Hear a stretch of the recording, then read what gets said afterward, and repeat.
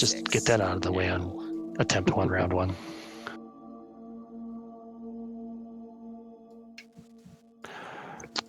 CL, so you can look at the OPAT, see your teams. Yes, we will hold here until we get that sorted. Danny, my man, thanks for the tier 1 sub. Hope you keep enjoying the ops. Hope you get a kick out of this one for FNF, and I hope you keep staying safe on COVID, my man.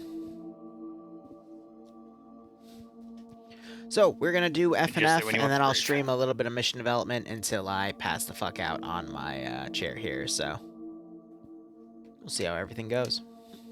I can volunteer to do it if somebody I recommend buying the Arma 3 DLCs. I'd recommend base game, Apex, and Contact DLC. Everything else is up to you. Pad Zolaf down in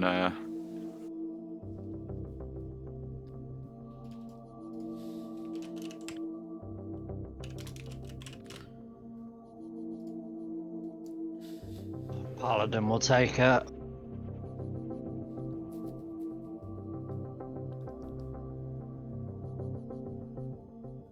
It's gonna be a 3-sector fight for this round. No problem, Little. Just doing my job. Yeah, just say when you want the map brief. I think you guys are all sorted out. All right, then upward. Blue 4? Yeah, we're going to go on Blue 4 now. Blue 4, get your team set. Sorry, those guys will have to back out and come back in. We're going to wait here to do that. That's fine. Actually, Blue 4 looks pretty good. Ooh, can I do the thing? Did we get a third guy for X-ray? We have 2 men on X-ray. Yeah, but you need at least 3. Is that a fact? Yep. X-ray special. Let's get Very special. Anybody volunteering to fall in with X-ray so we can activate recon on Blue 4? Riley can. Cool. There should already be 2 people in X-ray on Blue 4. Yeah, there's Yeah, 7. but when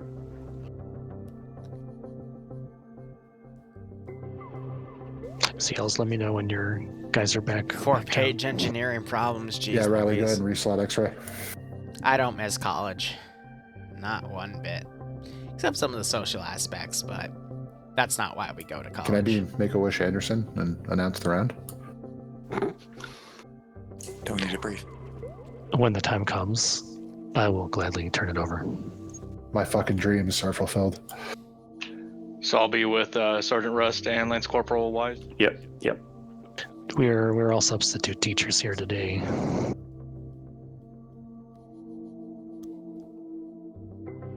Genuinely are. But definitely make sure you do it at least one of the rounds. You know, it's a life-altering experience. What is? Announcing the beginning of the round. Well, I appreciate that. Thank you. I'll do better next time. And now the round We do have a begins. D-Day op in the Waynesboro. We won't see it in 2 I months. haven't even got the brief yet. But That's I don't such want to do a an easy D-Day way of announcing it PvP now. because that's how It's the CCO first died. round of FNF starts now, right? That's how you gotta I do mean, it. it's Yeah. tradition. Or we could do it the British way. Commence round. I have done a D-Day PvP in the way past. Wait, but what? A message from the... There you go. It just sounds something more like prim and proper the way the Brits would say it, whereas the Americans would just be like, blast them. Essentially. School's in. Anderson is usually very professional, to be fair. Usually. I think we're about ready for the map brief now, though. Then in that case, let's go ahead and push to map. We're already on map, so yes, the brief. Mission maker, go for it. yeah, Ren, I know that Alrighty, feeling. I had a teacher sector like that. defense, non-sequential. Neither side can see where the other spawns. It is FIA versus AAF, so should be a lot of fun. Oh, there is little bunker markers on the map. It does not describe exactly how many bunkers are in the area, but it will give you an idea that there are bunkers there. They are the little triangles with the sticky out bits. Otherwise, I Sticky think that's outfits. about it. Company commanders, any questions? Good to go. Is it my time? Now is your time. all right. Oh, my whole life has been leading to this. Ladies and gentlemen, thank you for attending this wonderful event. We hope that you, if you're able to, can contribute to the Patreon to help support all of the server and everything that we do here. Remember, if you donate your lifetime limit of $45, you will receive the exclusive Night Owl TeamSpeak pack. You can hear his sexy voice announce channel joins and channel leaves. Trust With me, all it's that worth being it. said, please adhere to the rules. If you're not familiar with them, read the rule pack. The first round of F&F starts right now. So they're having a lot of fun here because Anders isn't here tonight, so they're all just having a little bit of fun with the rules here. So that sound is the sound of everyone going into TFAR. I am chilling in here because, well, I don't have a co-commentator tonight because Barbarian has some IRL things to deal with today. So this is round 1 of the NA branch today. We'll be covering all 3 of these rounds and then going in to do some mission development for the weekend. And, well, I mean, we'll get there. But when we get there, that's okay, Azariah. I'm going to use this as an opportunity to listen to some people in the local chatter because I know players like to get a listen here. So FIA versus AAF.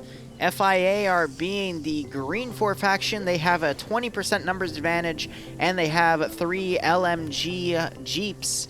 These are Mini-Me 556 LMGs mounted on the top in the form of gun trucks, and will help add some suppressive fire here. And we also see a wide range of vehicles from CSAT MRAPs to transport trucks to vans to a little bit of everything, to be perfectly honest. But otherwise, these guys also have chest rigs and body armor here. We're seeing Russian and Iranian weaponry from the 6.5 Kabita here, as well as PKMs and what I would assume to be PKPs. So commanding the Green 4 force is Mountain, who we normally see in aircraft. Once in a while he puts his hat in for commanding factions here, and he is going to try to grace everyone's presence with round 1 of commanding Independence faction on, let's see, we had about 120 people in the server, so this would be, with a 20% advantage, about a 70 v 50. That's a little too much. More like a 68 v 52, I would say, for a 20%. But otherwise, the marksman is going to be Galil, and he is rocking the 10-round CSAT vanilla weapon with the DMS scope. Scrolling down here, we are seeing the 6.5mm here with the GL attachment. Machine gun being the PKM. If I were to skip down to Charlie 1, they get PKPs for their machine gun groups, and then Charlie 2 gets a Moz. Interesting. I would have expected an RPG-42, similar to how OPFOR is, but this is a nice little bit of a kit bash here. And otherwise, we also have Severe here. Not sure if he's brought reinforcements within Arma Finland, but always good to see him participate in these advance. So, mostly vanilla gear, but some turnaround here. I thought I also saw some heavy helmets here. Yeah, we got some Altons in play. Those can be, those are literally titanium helmets, some of the best in the game, but the FNF mod has rescripted all helmets to have the same armor value, so they're just cosmetic at that point. Meanwhile, Blue 4, the AAF, I saw earlier they had G36Ks, being led by Major Colin, who did the little intro for the round here. G36K with a GL here. Track? Yes. Divide your forces amongst those. So we hear some of Major Cullen's plan here. As for the rest of 1st Platoon, aside from Alpha, you guys have inner security cordon of the Sector 2 outpost. Make sense? Yep. So interesting. Sorry, I was. So, Blue 4's marksman weapon for AAF is going to be a 20-round Mark 11. Proper, you're going to harden up the defense area itself. So you got inner perimeter, and then 2nd Platoon has got your key. Just trying to have a listen here. Alrighty. Yeah, I know. I'm not used to seeing AAF as Blue 4, but we'll work with it. It'll be a pain in the dick at Sector 1. Okay. All right. They're talking about putting forces at Sector 1 and Sector 2. Piece of shit. They're We're gonna abandoning advertise that 3 apparently, which is the one close by, because in terms of Major Cullen's words, it is a piece of shit. So that is entirely fair. They just have transport trucks here to work with, and otherwise, what do we have for Blue Force weapons? I'm seeing 240 Bravos. Interesting. But otherwise, we're sticking with G36K. The squad on Mac weapon is a 249 SAW. Nightshade. Charlie 1, we saw the 240 Bravos. I also saw a Maz in play for Charlie 2 as they're mounting up in this truck. So a Maz on Maz mirror match. And otherwise, it's just 5.56 versus 6.5. So very similar calibers. And Blue 4 is going to put all of their eggs in Sector 1 and Sector 2 and forego Sector 3, which isn't a bad call. That can create a decent buffer zone for holding Sector 3, but we'll have to see how the rest of this round goes. So let's look at the defensive sectors here. Sector 1 having some good perimeter security here with a few nice checkpoints, some fortified areas, but not too much. It might have to rely on Blue 4 building up some of their own fortifications in this area. Taking a sip of water there. But otherwise, I could see a decent defensive area being done within this sector right here. Otherwise, it's going to be a little bit of a toughie, because if Green 4 puts their entire force in here with that 20% numbers advantage, they could easily overpower this sector here. But Blue 4 can give them a good black eye. Meanwhile, Sector 2, which also has a marked military outpost here, it is just a bunch of camo nets. Okay. With some fuel bladders underneath. I wasn't expecting this one. But that is the military outpost. There's not really much here. Alright, so, you know, I was not this is not really good at all. Hot damn. We got a nice little box here, but wow. Yeah, no, I would say Sector 2 out of all of them is the weakest one, so we might see a change up in Blue 4's plan. I mean, the fucking vanilla base is better than Sector 2. So, I mean, holding this spot is gonna be hell. I mean, yeah, no, it's literally the camo nets are the fucking sector itself. This is hell. There's no cover here. It's all literally just... Oh, I really don't know how else to describe it. You got the church building in this sector. That's your only hard cover. So we might see Blue 4 change positions here. We got a nice military base that's part of the Vanilla Frinny Woods setup, but that's not part of the sector. We might see some shifting there, but besides the point, oh man, I mean, Sector 3 with this nice little, like, broken HESCO barrier, at least that's better than what we got, because you got an outer perimeter and then an internal perimeter. This, in all honesty, I would say is the best area to defend, because you got the external perimeter, you got the internal perimeter, you got some overwatch areas from the internal perimeter, you got all these open fields around the base itself. Honestly, that's the best one. Because again, Sector 1 just has a very large amount of area to cover compared to Sector 3. I would not be surprised if Cullen were to pull these forces down back south and hold Sector 3. Otherwise, we also see Blue 4 setting up X-Ray to push in a potential counter-offensive here into Green 4's line. Otherwise, Green 4, I misclicked right there. Let's click a little bit earlier here. They have a lot of guys ready to go with their armed vehicles here. Caden, things are going okay. Thank you for asking. Go find some people from Alpha and pick them up. They might be back at spawn.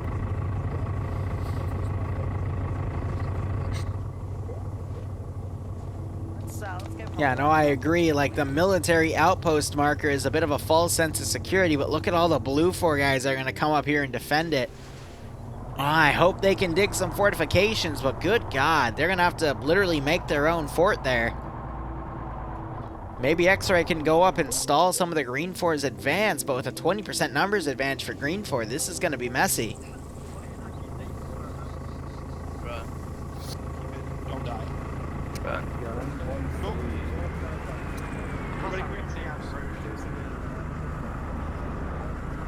Base clear behind us. Are we getting a fancy car?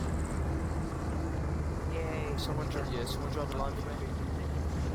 I don't know what to say here, man. I mean, Green 4, again, that numbers advantage will let them help pierce into these sectors, but I can see Green 4 easily sweeping the southern side and then pushing north, like, I don't know. How's my base building and op planning go? We'll look into it, Ren, after the rounds. I've got, we're gonna finish up some stuff, but Blue 4 doing their best to make... Whack it. Like that. Make what they can here, but I think this is a trap. Got a nice line of trucks back here, but this is not an outpost. This is just like a concealed military position at best.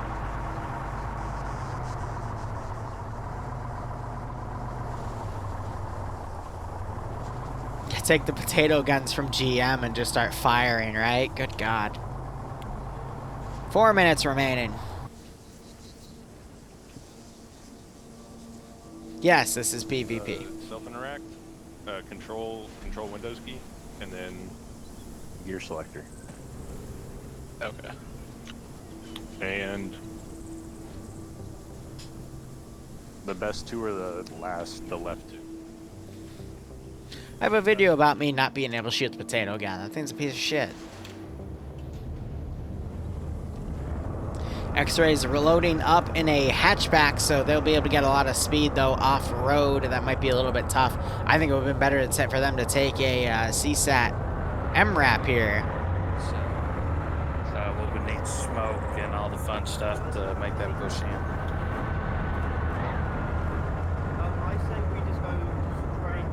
We're seeing a few force splits here. Green 4 is going to try to take the northern area based off of where these vehicles are going to go in terms of the routes, and then send some groups to the south as well. I'm betting we're going to see a pincer maneuver by Green 4 here. Wonderful. Full. Pick up this, please. That looks like it's working now. Good.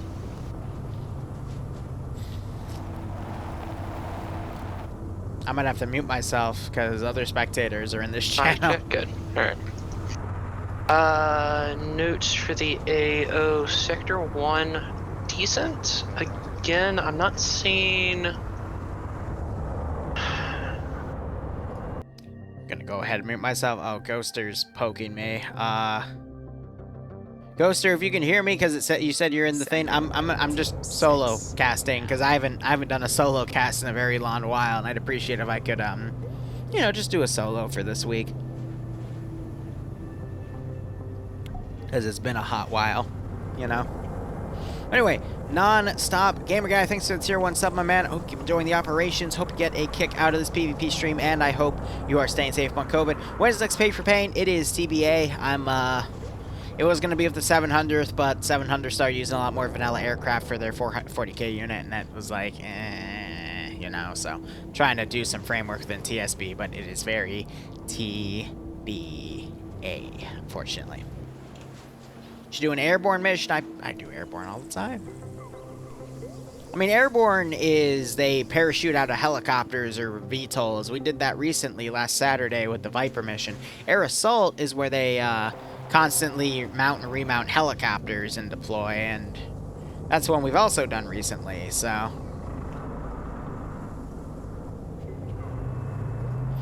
Don't get me wrong, we are due for another pay for pain. It's just I need to find the time because I'm too busy working on some other projects. And if you stick with me past round 3 of NAFNF tonight, I will show you some of them. I think you will like where they are going. But we'll get there when we get there. All right, real quick, last note on the roster here. We got Major Cullen leading for Blue 4. We've got Scandi Recon on Blue 4 here. Wheaton with 1 ER, the home group for Blue, Friday Night Fights in Blue 4 as well. Sideways, Kane Vonk, Coda Clown, really good players here on Blue 4 as well. And some more 1 ER guys. MSCoff, the Twitch partner on that sometimes jumps in my streams. He is with a Czech group playing on the ground as well, and they are fighting Mountain, leading the independent side with that 20% numbers advantage. They have members of TSB with them. They got veterans like Buckets, Vagrant, Legs, G-Legs specifically, Wiki, Snow, Tarnfolk, who is also the mission maker for this particular mission. Vormalok, also really good. Nova Wolf, Nursk. I don't see Night Owl. I miss Night Owl. He has such a sexy voice. Drake, who is acting on Anderson's behalf as the leader of the NA branch.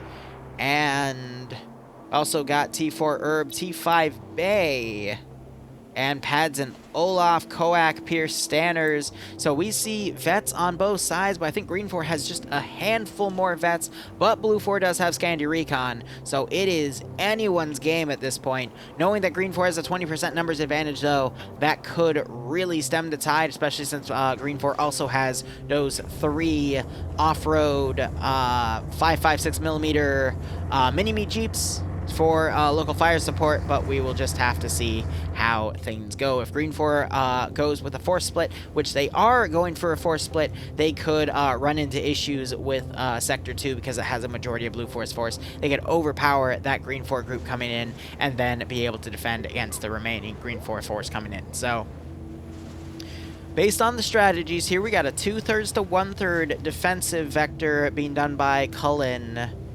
We got X-Ray also trying to get on Hill 155 to do Overwatch, but I think Green 4 will be able to get around in time. Usually when we see the 2 to 1/3 against a pincer maneuver by the attacking faction, the 2/3 to 1/3 maneuver wins, because the 1/3 is able to hold its own against its pincer, but the 2/3 is able to hold against the attacking pincer, the other pincer, excuse me, and then usually this force is greater than the remaining attacking force, or the attacking faction runs out of time. So we'll just have to see how things go at this point.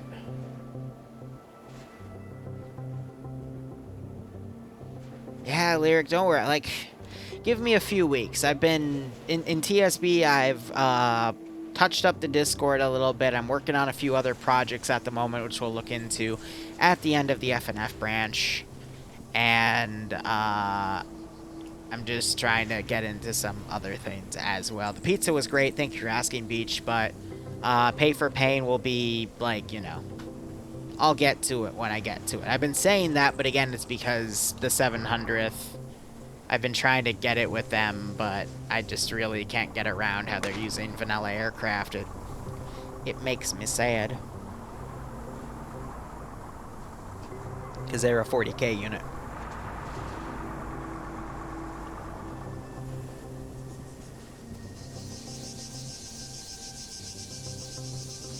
So we got a lot of Green 4 forces coming on the northern side. But this is only a handful. This is about 12 most, and they're going to be fighting a massive Blue 4 garrison here. If Green 4 keeps sectioning itself off like this, I could see Blue 4 easily wrestling that numbers advantage off of Green 4.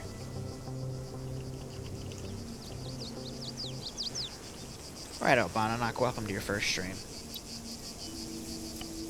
But Wise here, he's scouting out some Green 4 forces in this area here.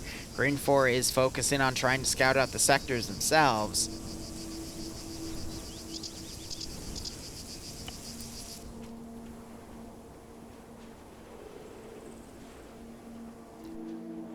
This is worrisome on Green 4's part. They've got a lot of different vectors on multiple different positions, and Blue 4 could easily pick these smaller groups apart.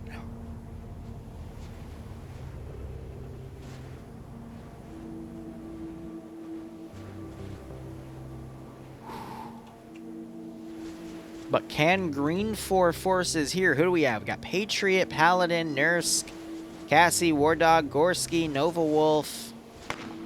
Send in goat. We got a good handful of forces right here, admittedly, but will it be enough? As I say, that Coda gets the first kill, knocking people out with that 240 Bravo. Nordic Prophet also giving out 10 gift subs. If you got a sub from him, make sure you thank him. Otherwise, hope you all keep enjoying the operations. And I hope you get a kick out of this one. And Sergeant G, thank you so much for the tier 1 sub as well. Hope you keep enjoying the ops. Hope you stay safe on COVID. And I hope you get a kick out of this operation. Nursk getting picked off by Clown the Marksman. He's not even the Marksman. He's a 5.56 Grenadier. Getting the double tap on Nursk there. Green 4 already at a little bit of a disadvantage here as their northern attack wave is getting picked apart, while the southern group hasn't even opened up to engage yet.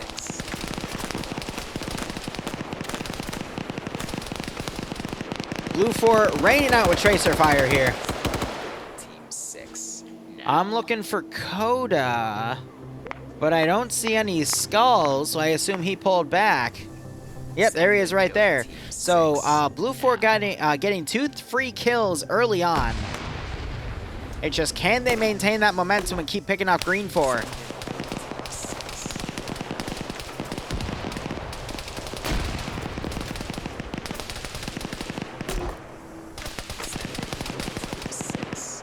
Yeah, War Dog doing his best to put some GLs, getting very close to the rocks here. And managing to get one right on their position. But Blue 4 is pulling back. They're wounded a little bit.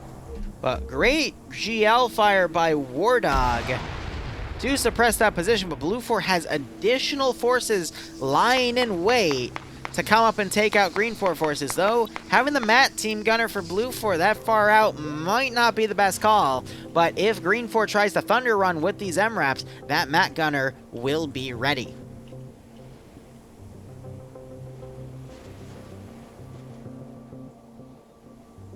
I don't know, Charlie SL and the Charlie Medic are dead. Those 2 free kills for Blue 4 to help wrestle that 20% number advantage away from Independent. And you still got X-Ray in the back line here that could try to get some pickoff kills, as we now have Green 4 trying to engage from range into Sector 1 here. Sector 1 has a really nasty concave around it. Anything could go. You got Green 4's Command Vic driving up close to where Blue 4 is. If they were to be picked off early, that could be very devastating for Green 4. Righto, Lyric. Thanks for dropping by.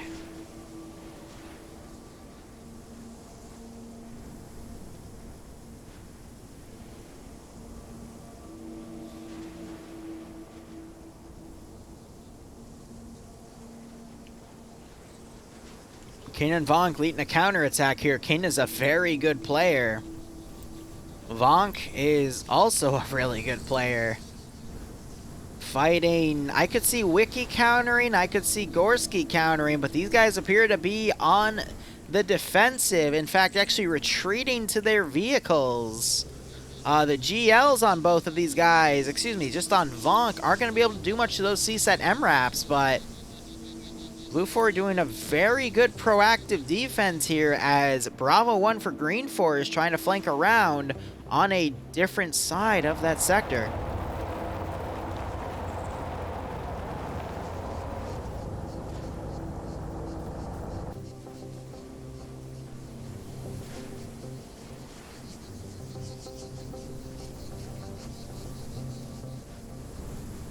Vonk loading a GL.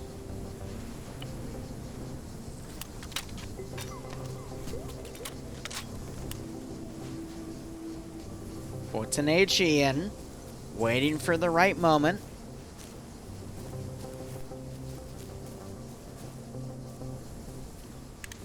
He does see Patriot's movement right there, so he quickly gets down.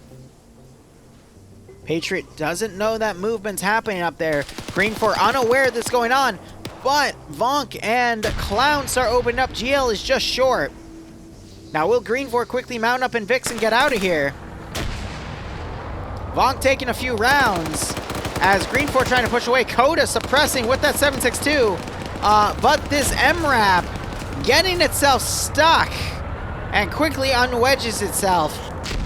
AT comes in from the Maz, damaging the MRAP. That's the power of CSAT Engineering with Vanilla. It is able to tank that first round.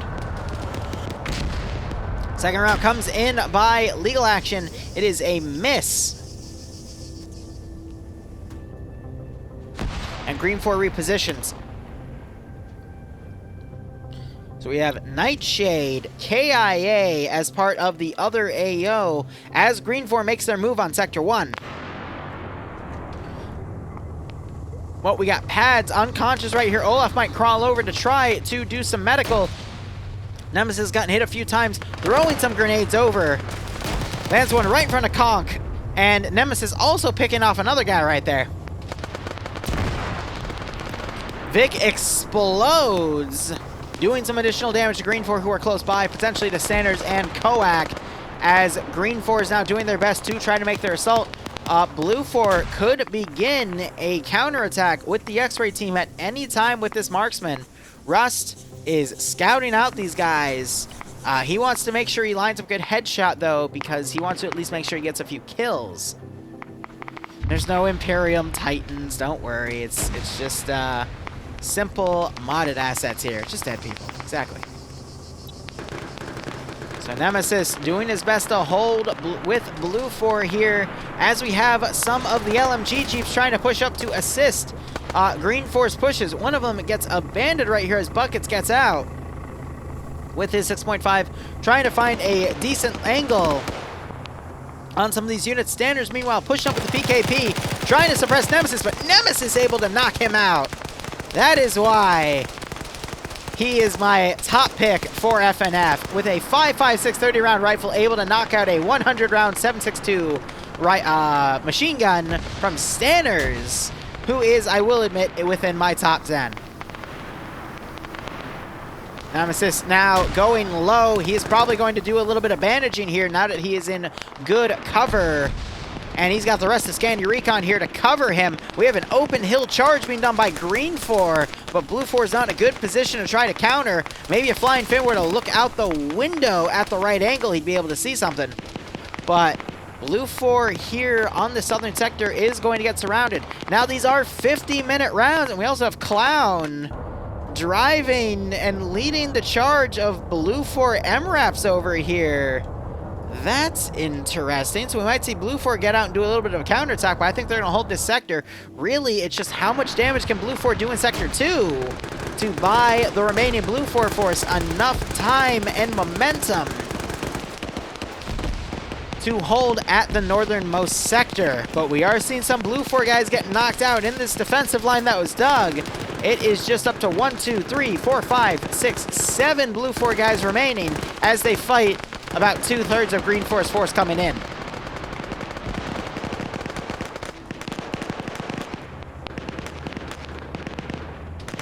Squatch, I've done both. I don't have a favorite. I guess I would say French Indochina War, because that's I prefer the Unsun mod over most other things, but that's besides the point. Jupless now breaching up. He gets picked off though by a friendly. At least I think it was a friendly. I doubt it was Nemesis. Yeah, Nemesis only on 2 kills here as he tries to move away.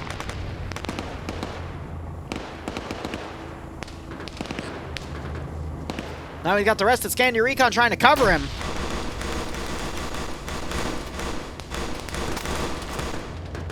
Udon breaching up. Taking fire, but if they move past Nemesis's building, he could easily take them out. He pops himself a morphine here. He is still hit.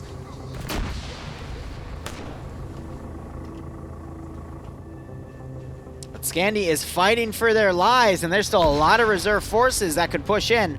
I'm not sure if X-Ray's been doing anything. Oh, but Tarnfolk pushes in and takes Nemesis out, as Nemesis was trying to lean over and engage other forces. got Garcia moving up to the building that Scandi Recon's in. He attempts to breach. Infidel not looking the right way. Garcia trying to line up the headshot. Only hits him in the chest as Infidel turns around. Garcia looking confused as Infidel runs out of ammo and does attack reload. And Eander comes down and blows Garcia away. Rest in peace, Private. I have no idea what that was about right there. T4 Herb, meanwhile, coming up trying to counter.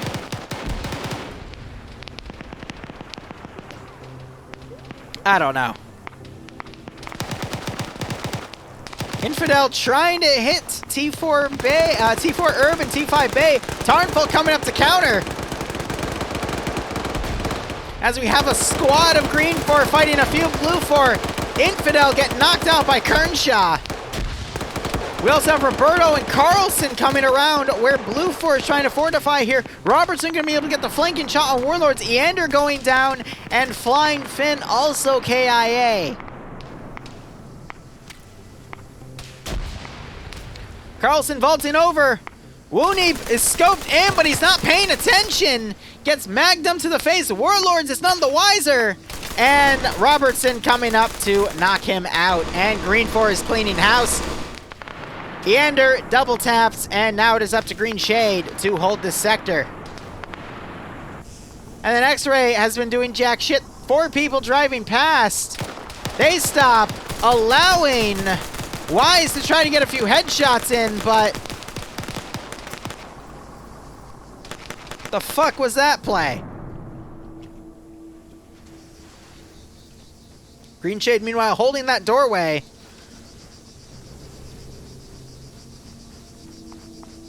Blue 4 stealing Green 4's N-Raps, though.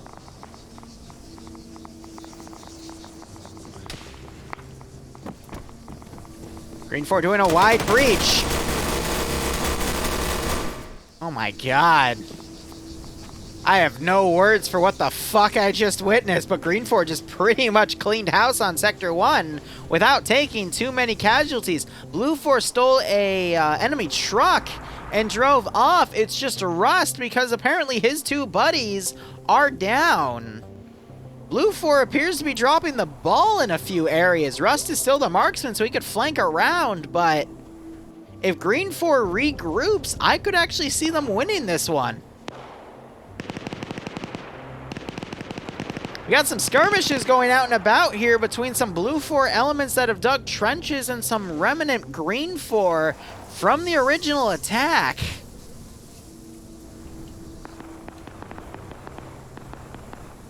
But I don't see... I could see Green 4 regrouping here and pushing in, but in the meantime, the remnants that are still here for Green 4 are going to keep Blue 4 busy.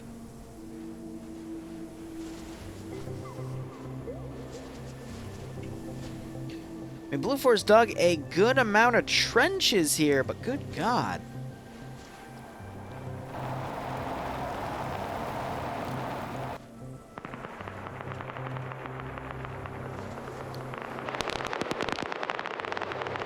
Blue 4 engaging from range here, picking off a few more guys.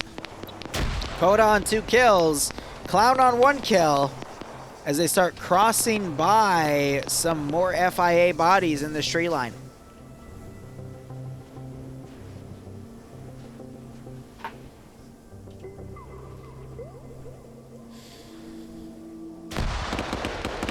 I don't know, 33-minute mark. There is still another 32 minutes in this round. Plenty of time for the Green 4 FIA force to regroup.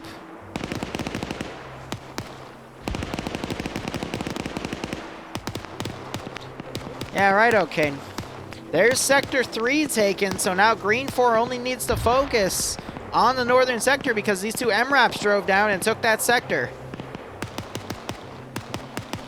Green 4 getting some of their units picked off right here. We just have Raskadoma up right here. But Coda and Clown are hunting him, and Raskid is pretty banged up here. Raskid not able to land the headshot, and Kodak and Clown are able to knock him out. Clown now running up to perform the double tap. There it is. Oh, man. Green 4 can regroup their veteran force here. They might be able to slam through, but Blue 4 has a nasty defensive line here. But a lot of Blue 4's veteran players fell at that other sector.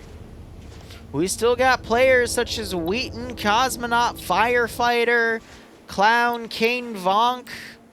Still a good chunk here, but it's a little worrisome considering some of their other veteran players fell so quickly to that Green 4 force coming in.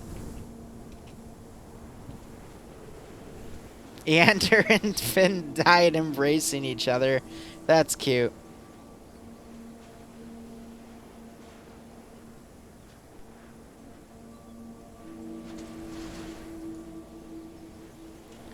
I think we're going to have a few skirmishes on the outside here. We've got Yang and CF from TSB here. A little far apart. But just some Green 4 forces on the outskirts. More Green 4 coming up to this military complex area to scout it out.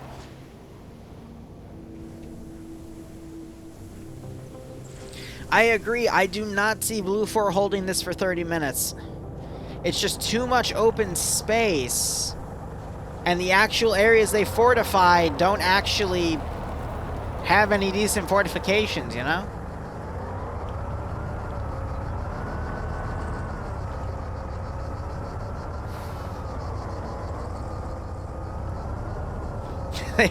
They've dug a command bunker for the fucking little church building. I love it.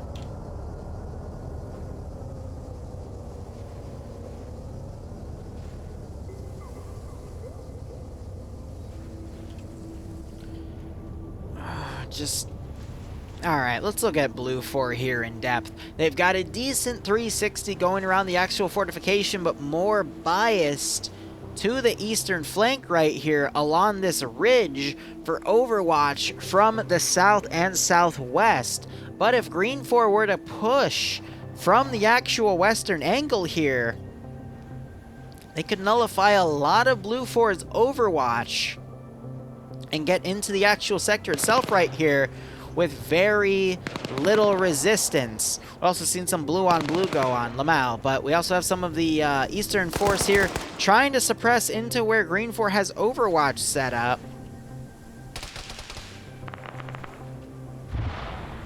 But either way, it looks like Green 4 is actually going to try a southern attack, even though Blue 4 has the Green 4 NRAP stolen and could push up on them. Yeah, it's tough.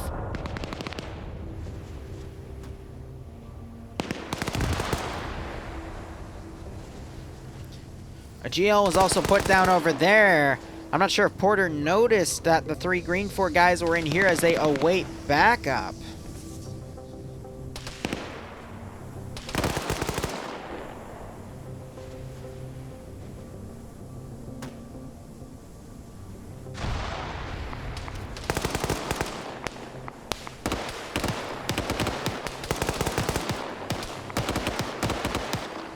Let's give him a warning.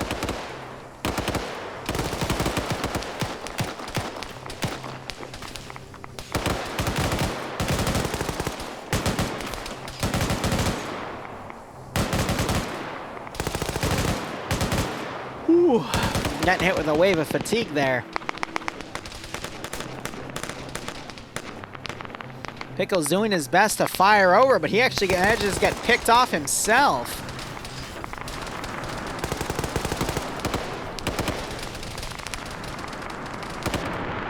Blue 4 pushing the commandeered MRAFs over to Green 4's position. Will Green 4 fall for it?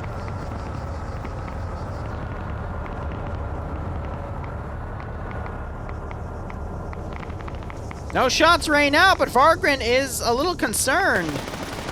There we go.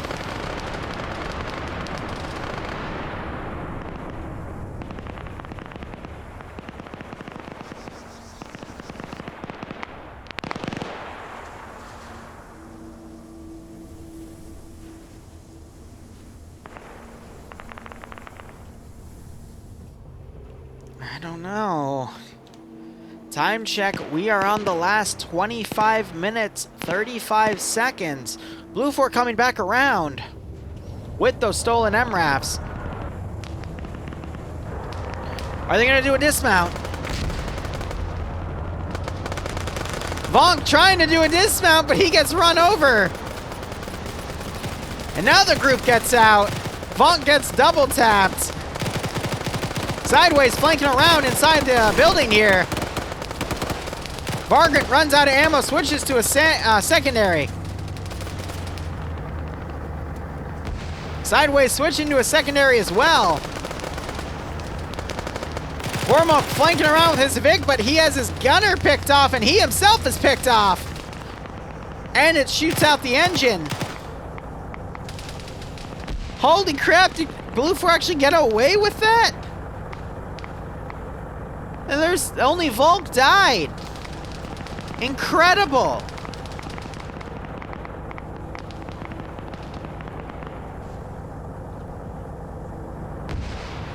Absolutely incredible right there. I thought I saw Bucket's way back up. Nope, that is not the case. But Green 4 is going to push up the forested areas here where Blue 4 has the weakest defense lines to potentially take this sector. Great call on Green 4 there.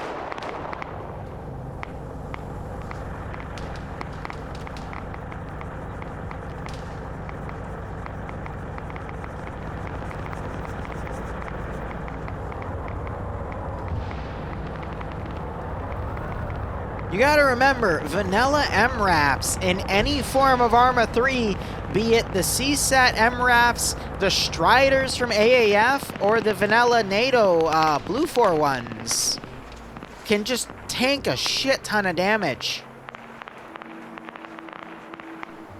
Look at the amount of Green 4 numbers we have right here to the amount of Blue 4 numbers. It's looking pretty even. And we still have stragglers on Green 4 side distracting elements of Blue 4 on other areas here. It could go either way, but if Blue 4 is manages to pull a few more maneuvers like that, this could definitely turn. Hold on. X-Ray coming up. That is CF coming up on someone and taking him out. Dreek is none the wiser, though.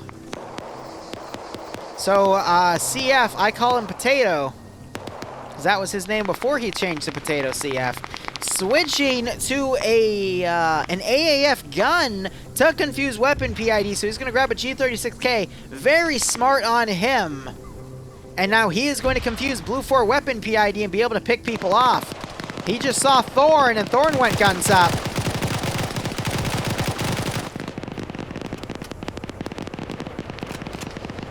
Changing mag, Dreek is going to join Thorn. Grenade went out, but now Dreek is getting engaged from a different angle. Potato was on 2v1 right there. Firefighter just got launched in the sky and came back down.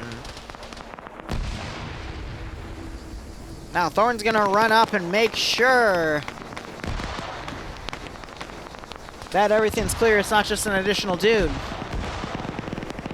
But Green 4 is making their presence known along this angle. And the final fight begins.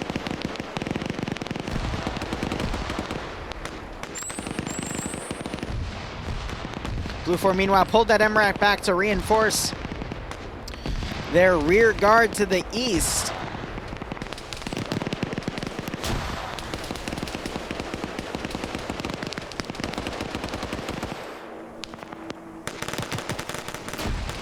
But Green 4 is making a major push. Amiskov, the partnered Twitch check guy. Will he be able to hold against the massive amount of Green 4 coming up? As we hear AT and HE rounds going across both sides. Miskov checking his buddy's body, seeing if there's anything he can take. Blue 4 does have the high ground here, but will it be enough? Also have a strike team coming in from the side and a vanguard team to the south on a fortified tower, trying to pick off Blue 4 on this angle to force them to stay pinned, but we are seeing a machine gun opening up, delivering enfilading fire to this chunk. We got a man down, one man dead. And we had an explosive charge go off right where Green 4 was. Some damage done. And some bodies on Green 4's side for the AAF, but nothing too severe. Miskov knocking out Misu there for his first kill. ET round coming up on the hill. It's a little bit short though. Green 4 still doing their best to push.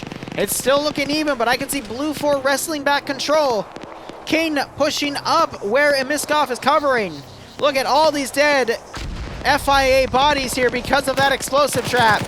And Kane showing us why he gets his crown with his 4th kill. Jane Sanders looking a little concerned here, but I think Kane is going to get his 5th kill in a moment.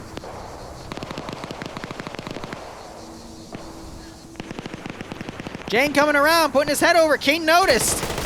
He gets up. Kane in a one-on-one firefight. King gets his 5th kill. And King quickly going prone, but he gets knocked out by Nuclear Moose. And double tapped by the Nuclear Moose himself. I don't know, with that little bounce, that power transition with those explosive charges there, I mean, they speak from themselves. Look at the amount of FIA bodies right here. That's 4. That might have been just enough for Blue 4 to maintain the power advantage here with numbers. Green 4 still has the numbers advantage, but they don't have all of those numbers coming into this firefight. And they might get whittled down too much to be able to win. You got Cheese pushing up. Warwick is covering that angle, though. I think Warwick might have spotted him. Warwick spots Cheese as he crawls out. Cheese trying to adjust, but Cheese is able to get the shot lined up and take out Warwick. Cheese taking a few shots. He'll be able to bandage, though. Takes a few shots from Tekkit, though, and Tekkit is able to knock him out. Tekkit on 3 kills. Cheese will have been his 4th.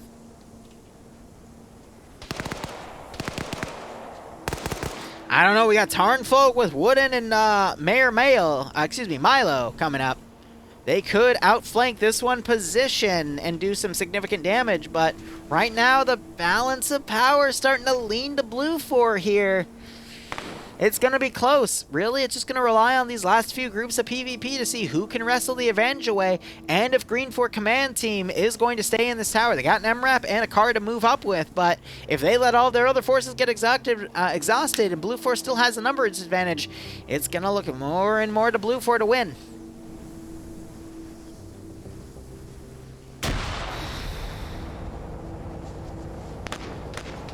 Blue 4 trying to take out Cyrus there.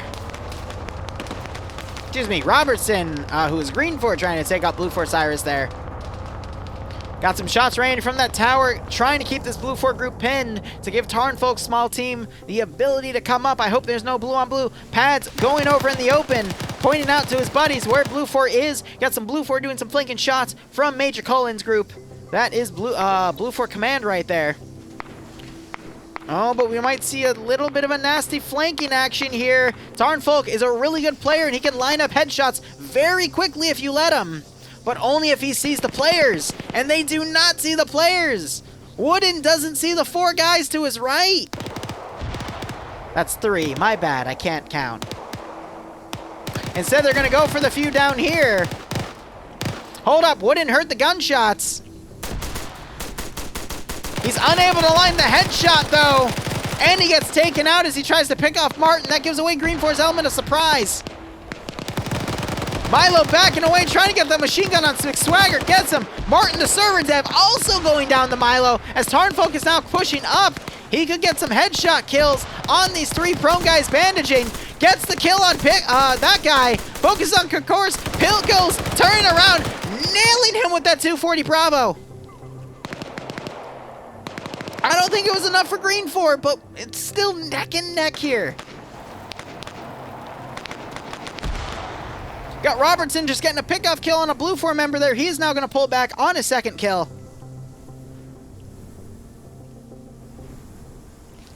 Oh, Green 4 sending up more forces here.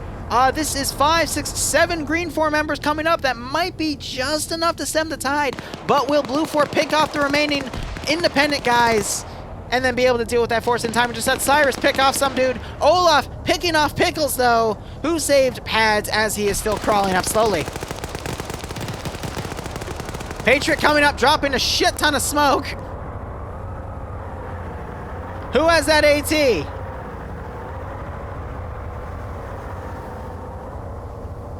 Letting Mountain and Meyer run in here. Meyer almost getting picked off by Mad Smurf. Cheese also in the AO. This is a distraction play. 15 minutes on the clock. It's going to be over well before that. Cheese getting up, putting some shots on Wheaton and Fist. Sideways coming out, knocking out the machine gunner. Mountain, though, putting some shots in Sideways. Grenade gets thrown in that area. More Green 4 guys dismounted. Blue 4 might have just lost control. And Sideways gets knocked out, and Green 4 is able to wrestle control away from the actual physical sector itself from Blue 4. And that is GG for round 1. Blue 4's biggest weakness in this AO was their fortifications were not in the actual sector itself. So as long as Green 4 was able to wrestle with the 3rd or 4th of Blue 4's forces that were in the actual sectors itself, they would have been able to wrestle it away and win that round, and they were finally able to do it within the last 15 minutes. I think that went really well. Whew. That smoke cover distraction was definitely a good call. But anyway, we are going to go into round 2. I will take a small break, so I will BRB in a few minutes. Then change the commands. I just need to get another glass of water. So give me just a moment here.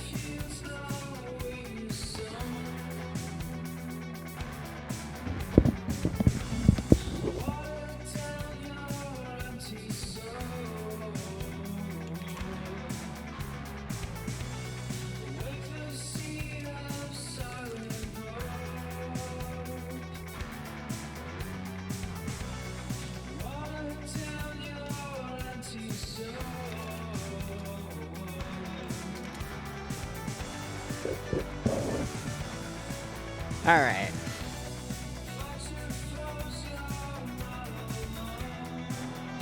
This is going to be an uplink fight. Op 4 attacking Blue 4.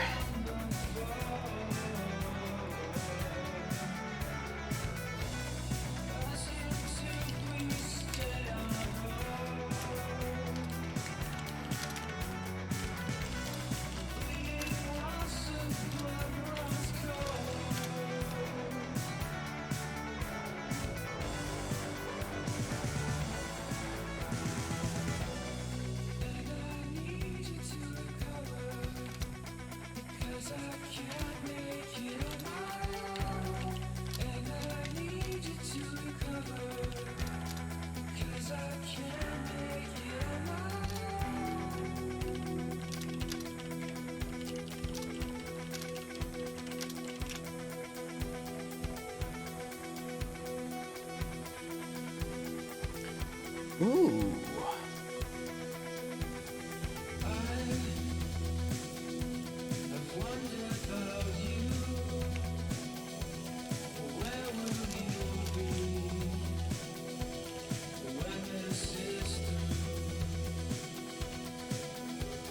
A mortar is going to be in play for this one.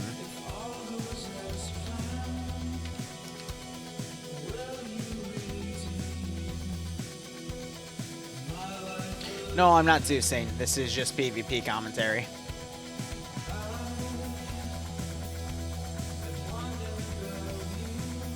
Are you doing another Project 11 style campaign again? Not for a while. And I don't think TSB is interested in another style campaign like that. If I find another community that wants to do something like that and gives me a little cheddar, then we'll see. But I've got a lot of other projects I want to pursue right now. I'm not sure if the mortar has HE or smoke rounds. It's rare, but we do see HE IDF used from time to time in FNF, so we'll have to see what happens.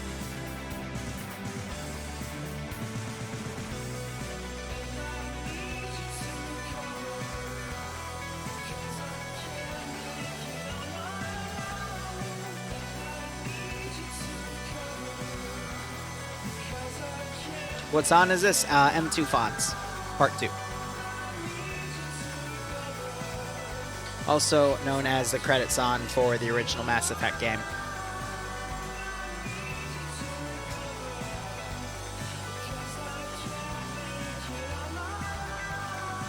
That's fine, McGee.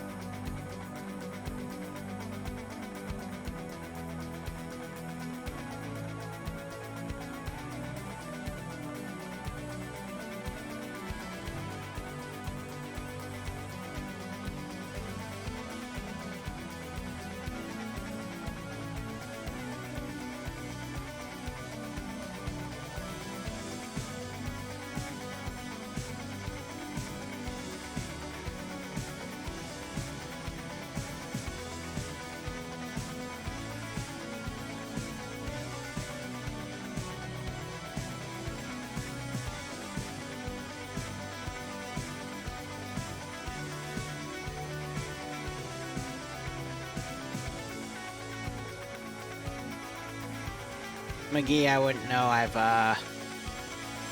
never played a Mass Effect game, but I do plan on playing the remaster when it comes out,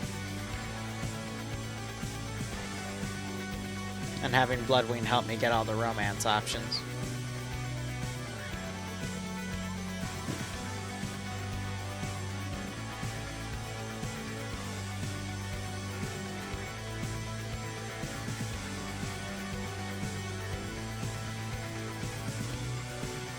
I have done Mass Effect Ops, yep. I just had no idea what I was doing. Wink.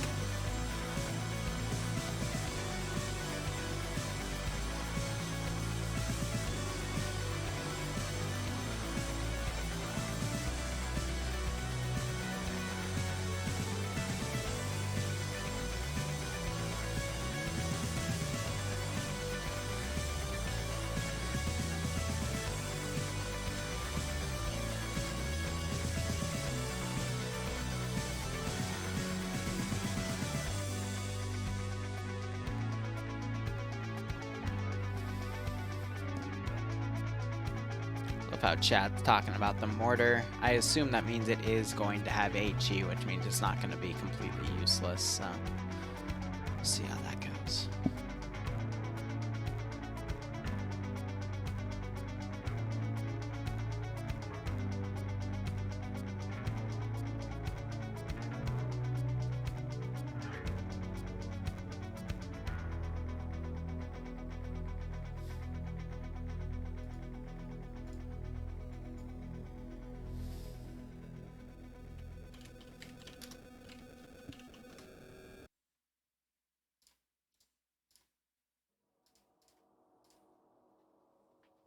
Yeah, the remake is supposed to come out like 14th of May or something.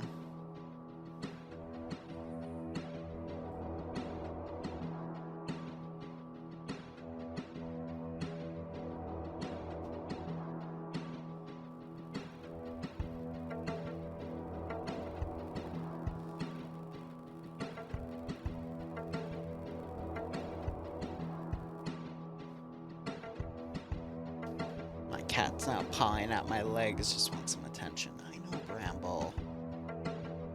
You're fine.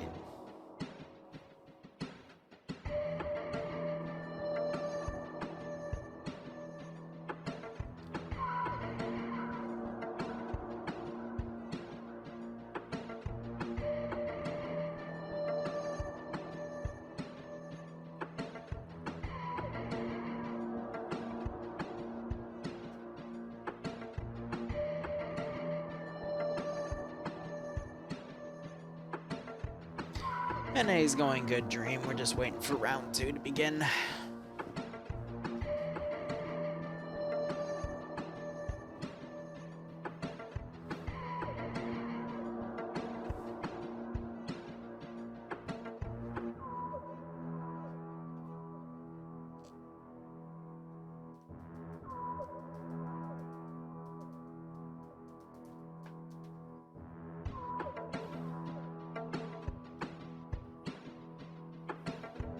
Dreams, I bet I did. I just don't remember it on the top of my head.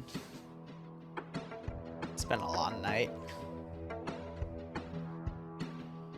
That would have been the neutral sector where one team got completely crushed, which I believe was Blue 4.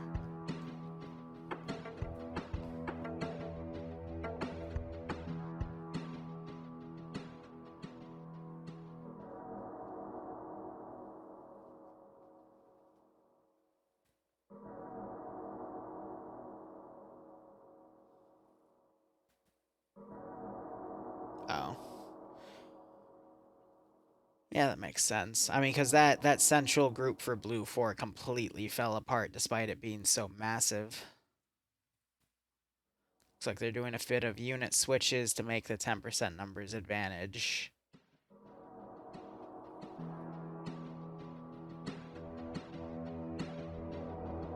Let's give him a warm welcome, shall we?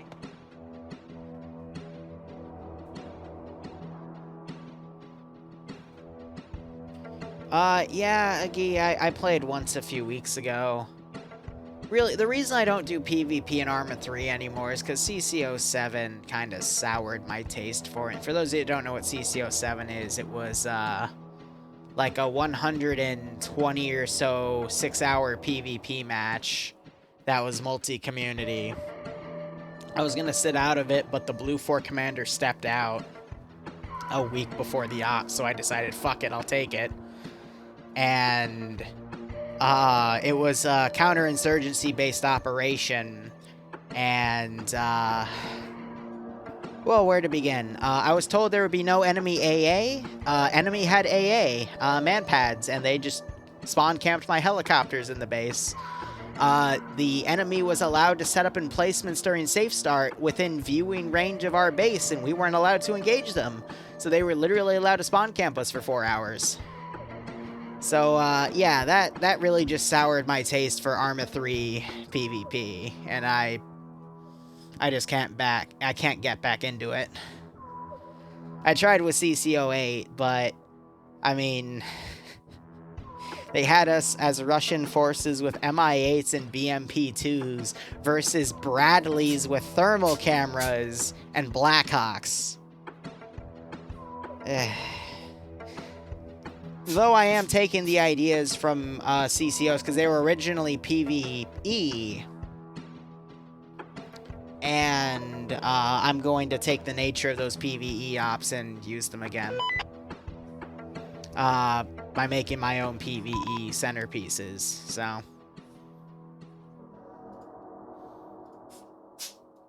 I mean, it's great that Remy was able to shoot down helicopters in that stream, but we were told there was no AA, so I planned with no AA, and then they laughed at me the leadership for Coalition laughed at me for believing them that there was no AA, saying, what, you actually believed us? And I'm like, you're the event host.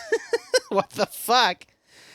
But I was nice and respectful about it, but at the same time, it was like, bruh, what do you want? That's like me inviting any one of you to an operation I do, saying, hey, I'm not gonna mortar you. And then I mortar you anyway. Ay. But yeah, no, that's why I don't really enjoy Arma 3 PvP anymore. It's just, it's like someone having Vietnam flashbacks. I just don't enjoy it.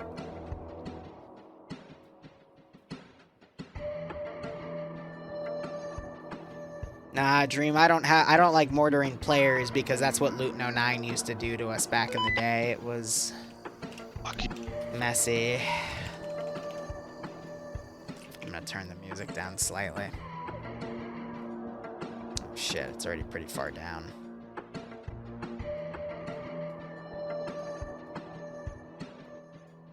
There we go. But yeah, we're our own people. I'm just trying to take my own corner out of Arma 3, make it my own, bring in whoever wants to join, and just have fun with the game. Because that's all what I've been about anyway in the first place. Ouch. Alright, so anyway, Op4 is attacking how many sectors?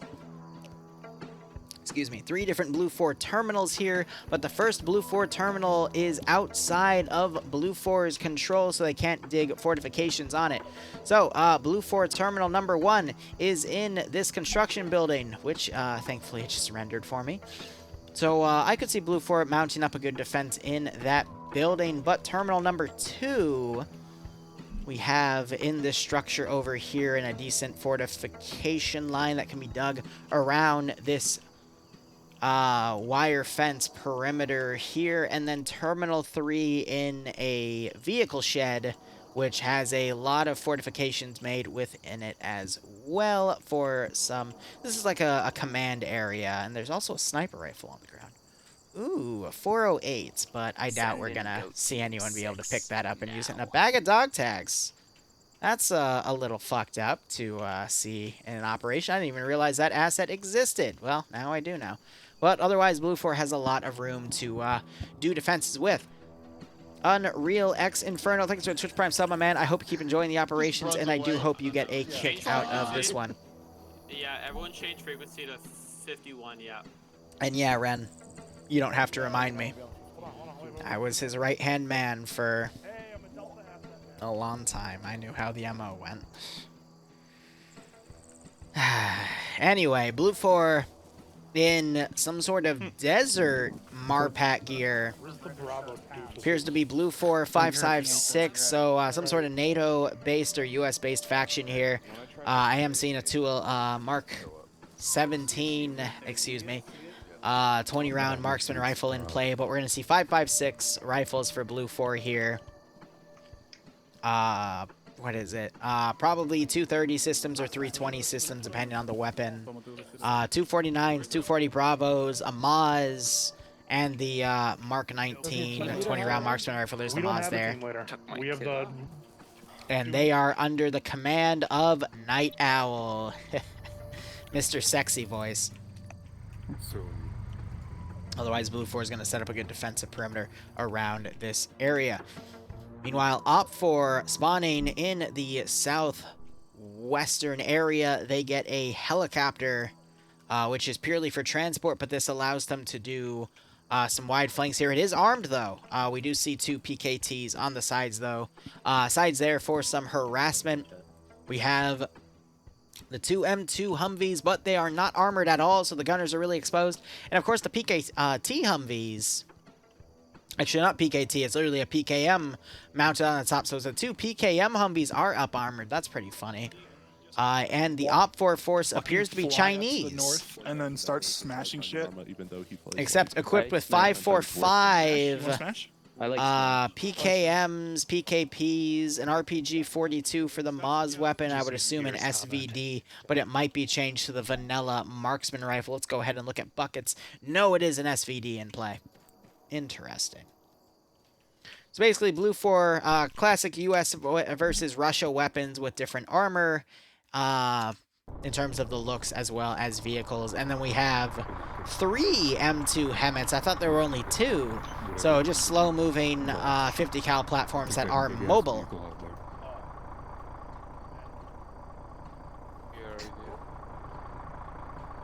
Otherwise, we'll just have to see how this operation goes.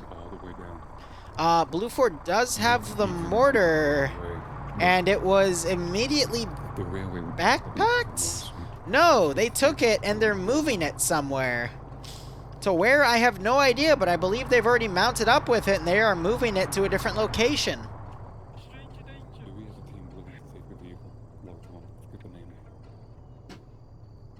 Huh. Right there.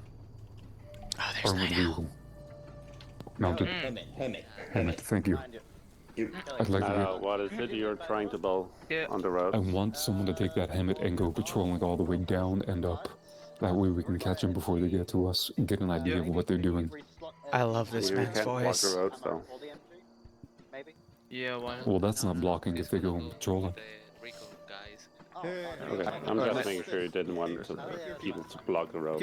That's not He'll give you his MG. Okay. He'll take an I did not AR. realize blocks were inappropriate.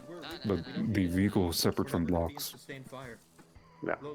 You never know. M4 for his 240. They could build a temp base there just as long as they don't block the road. Yeah, why not come over? You can't hinder. I know, right? That voice. And then you drop your... That's the voice we all dream of waking up to in the morning. We still have our platoon leads here. Yep, we're still here. Alright. So again, first platoon you're covering 3, second platoon covering Terminal 2. With a little bit of coverage on Terminal 1. Again, alright, 3 and 2. The main goal is Terminal 2. We just want to create a buffer between that 1 and Terminal 2. Okay, so they're going to make a buffer here. They're going to defend Terminal 3 and 2 with the main force defending Terminal 2. That is Blue 4's plan. This is nice that we can listen in so we can hear the defensive faction. Let me try to listen to Op 4's plan now and see what they decide on. They are being led by Montgomery. See if you can either put fire into the objective or make a move from there while 1st Platoon is pushing up through Terminal 1 and into Terminal 2. Understood. Montgomery. Shoot. My Charlie squad is Bloodwing doesn't have to know asking to be everything. the forward tip of the spear, if that is acceptable. That's 1st Platoon's call. Okay. You're under 1st Platoon, right? Yes. Yep, Oh, that's 1st Ren, Platoon's too call. many to worry about. You want to be Because if you do worry about it, you're just I going want to to make be the yourself spearhead. depressed. My whole squad wants to be the spearhead, essentially. Alright, I'll swap you with Bravo. We take a armed Humvee. If the platoon leaders want to brief. Also, bear in Platoon mind I can leaders- move things around very rapidly once the battle let's is in step over progress here. if you need people move from A to B. I'll make those calls when we need to. Just get the X-ray in your helicopter, and I want them at LZ safe. No, I said... And they're gonna make their Go ahead push and get towards them there. at Roger. Good. Alright. For what it's worth, I feel completely confident about LZ Sneaky for the X-ray team. For Sneaky, yeah. I have flown this area in single player, so I'm pretty confident we can put down there without them seeing us very quickly, very easily, and then get back out. Probably in less than 10 seconds. Yeah, fuck it, take it. we have guns. Guardsmen, I just mute myself. Normally I don't listen in on their comms, but Pierce, before you I'm solo before casting you make that today, landing, so. do a fake landing at LZ forward. Or LZ is safe. Well, Then do we that. can. I was going to say, Pierce, we could, if you want to make it a proper fake landing, okay. You want put it up might closer, wanna allocate so they will vehicles as well. definitely There's see two- it. there's two- I can be in and out so quickly they won't even see, to be honest. You need the noise of it, so. Platoon. There. Pierce. LZ fake. So.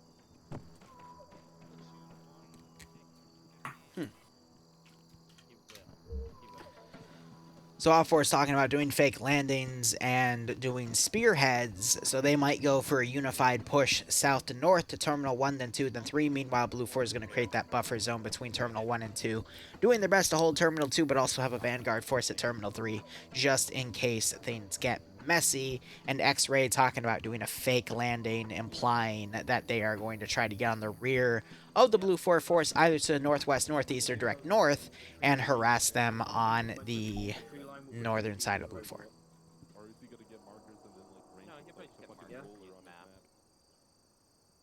Neat. But my only issue is they'll quickly learn it's a fake landing because of how close it is. So I'm debating, I think I've sat down a little bit too much. I think after the third round, I'm going to get up, cut the stream, take a small break, and then I might be back. If not tonight, then tomorrow morning. As proven before.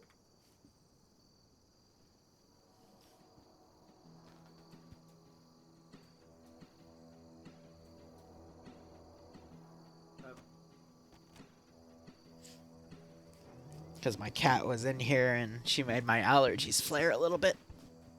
Yeah.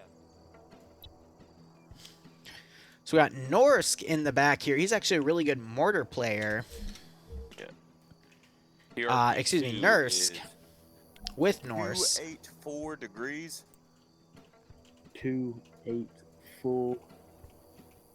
And it is... Yeah, I feel that, Evan. I feel that. 750 meters range. 750. Yes. Charge 2. 2. 1291 in mils. 1291. Okay. Guardsman, thank you for the 6-month resub, my man. Hope you keep enjoying the operations. Hope you're enjoying this FNF stream. Hope you are staying safe on COVID. Make sure to put a little degree symbol just in case you forget. I've already done that. Okay. So they're pre-ranging the mortar here. We'll go TRP 3 now. Obvious. I'm just marking them as TRPs because they're like obvious routes.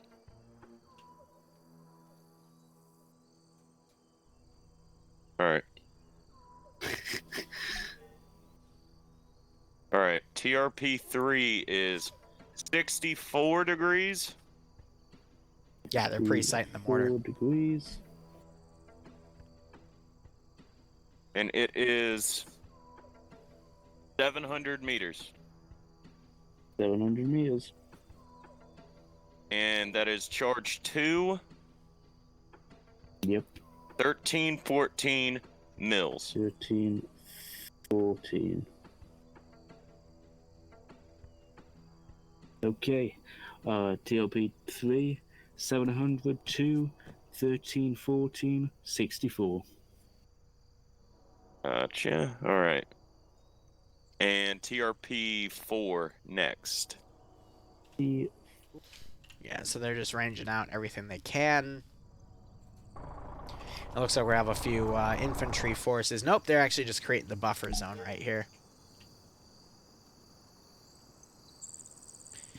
And now we wait. So, I'm just going to use this time to say, chat, thank you so much for joining me for the FNF rounds here. I hope you have been enjoying them, and I hope you continue to keep enjoying the content that we produce, both on the streams and on the YouTube channel. And we'll just have to see how all this goes. I would believe it, yeah. Just set up enough coverage on the north and northeast, and I will love you. Okay.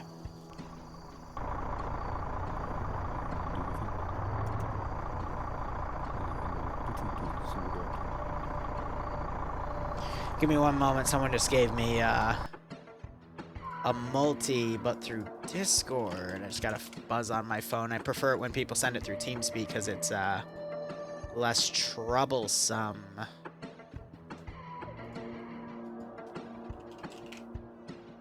But I'll see if I can sneak them in real quick.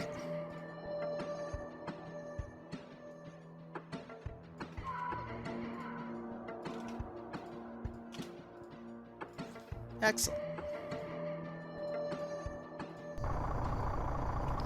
Alright, yes. Alright, so Terminal 1 is at a construction building with some decent fortifications built at what appears to be a mini command post here.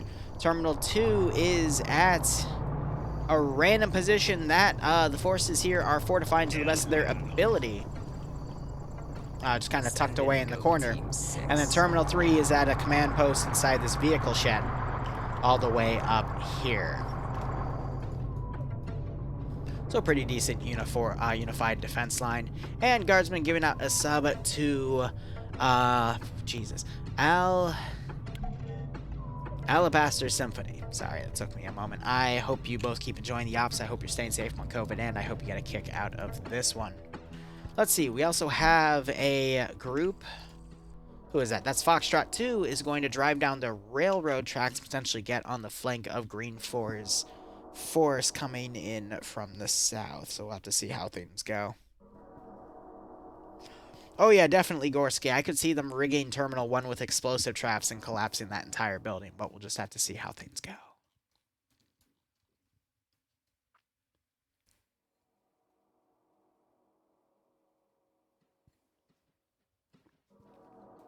The tube size, that's an 82 millimeter mortar.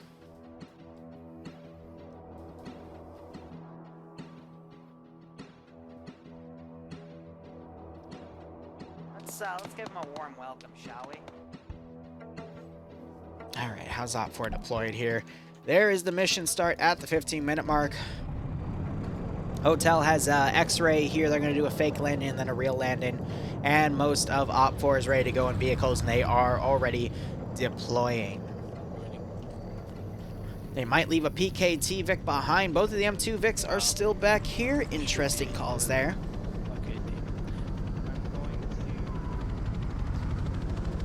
And here comes the chopper. Alright, we are. Remember, everyone, they are locked to first person, so the pilots have to fly in first person. That can be a little messy here.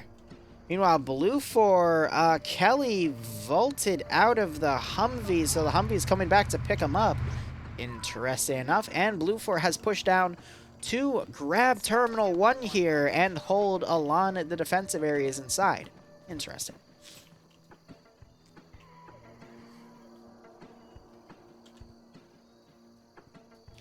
And Blue 4 also has a force. This is Alpha pushing around.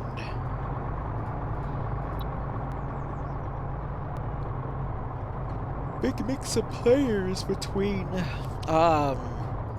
Scandi Recon and some other FNF vets. You also have the MI8 flying around over here.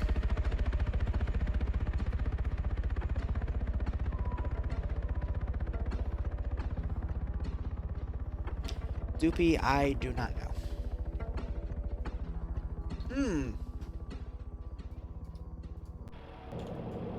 Oh dear.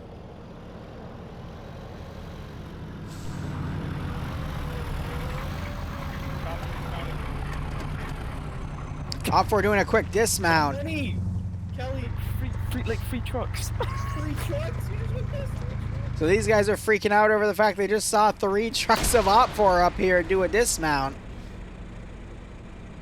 And they're driving away. Meanwhile, we have G-Legs with the PKM Humvee driving up the MSR on the far right flank.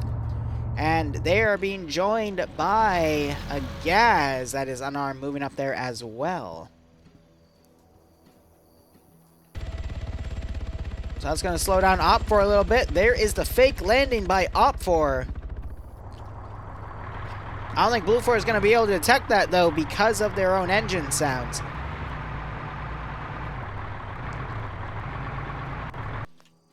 You know, this was the same AO where the Super Saturday fight happened. The attacking faction did a northern push, and the defending faction was really easily able to slam them.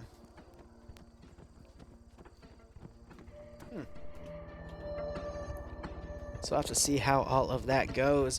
Meanwhile, Blue 4 could potentially push up behind OP4 forces coming up this MSR. Nothing behind us. I'm keeping an eye on the right side. They probably I don't think they saw us. They definitely didn't. Yep, they're following this group coming up now. They're going to follow suit. But there is another Humvee coming up. And it is armed with a 50 cal, but it's just Indigo Fox in there.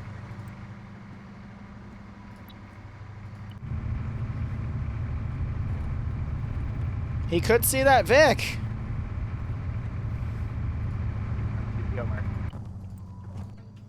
Interesting.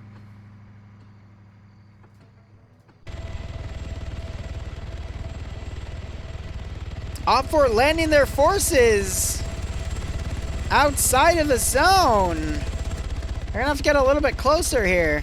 Unless they're just doing more fake landings.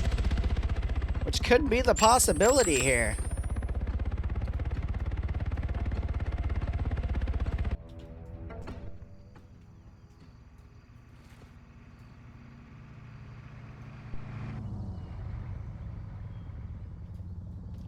So Blue 4 Vic has pulled right, leaving Gorski here.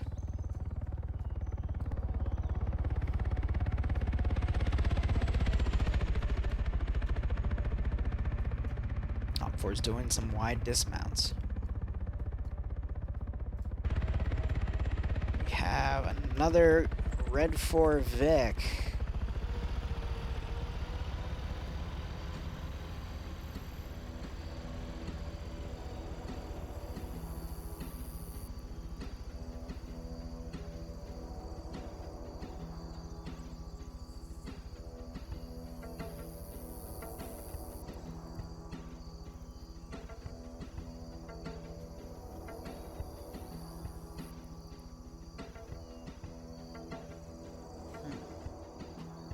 Alright.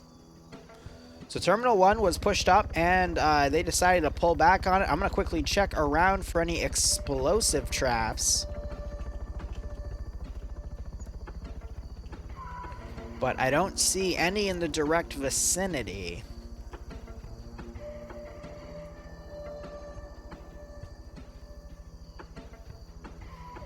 Otherwise, Blue 4 is just going to rely on holding sites 2 and 3. As Op 4 has what appears to be a 2/3, 1/3 approach. With 2/3 coming in from the south and 1/3 coming along the flank.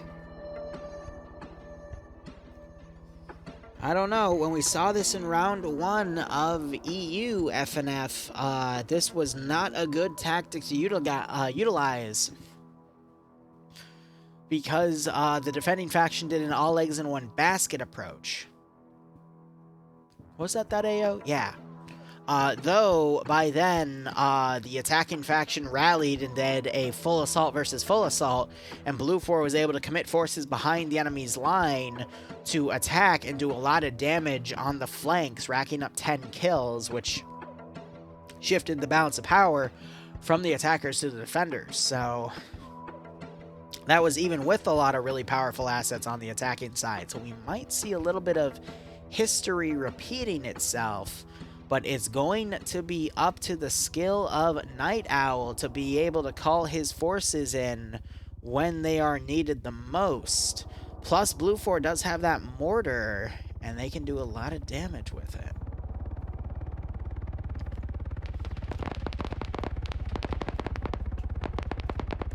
Long-range shots are raining down on this fortification line. The helicopter's too high up to not see any movement there. It's just taking a guess.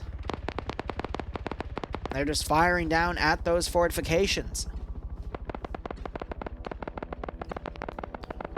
Blue 4 does have a utility force over on the left side as well. I gotta wonder what that's gonna be for.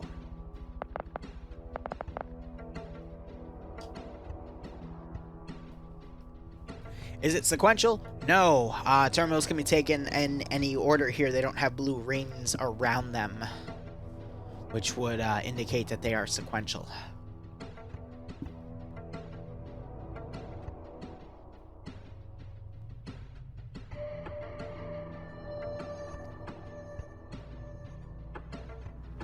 Shit, I'm sorry to hear that, Stanners. Carlson just lost connection. He was back there. So are you telling me that the helicopter is going to do... Liru, you're not deafened in T4. Sorry. No one died yet, though.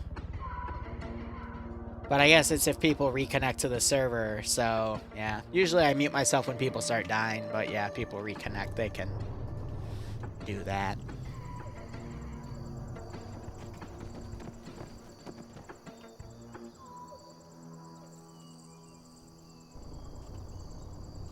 Yeah, so they're just waiting on the mortar. They do know that there is a force coming over here, so they're waiting on using the mortar here.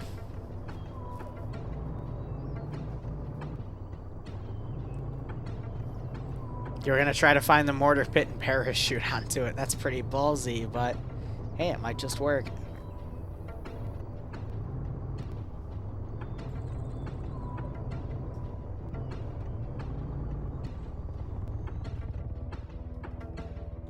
That mortar could do a lot of damage. You got blue for a northern vanguard group, though. But a large force right here as well. Op 4 firing down on Terminal 2 spot. I'm waiting to see that mortar get used.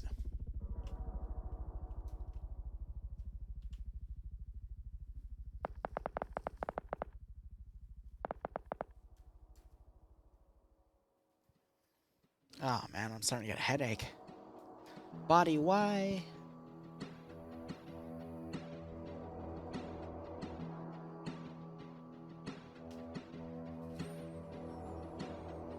So Op 4 is probably going to spend another 5 minutes maneuvering, which means they're going to only get 35 minutes to assault these objectives. I could still see it.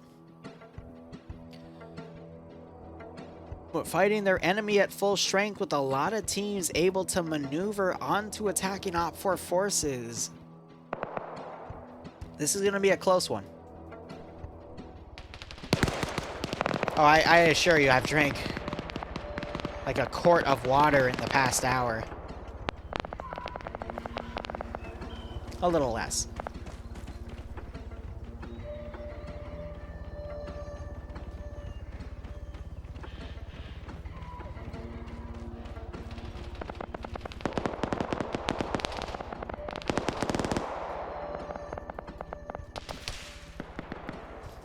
Alright, some long range 545 coming from Op 4 here.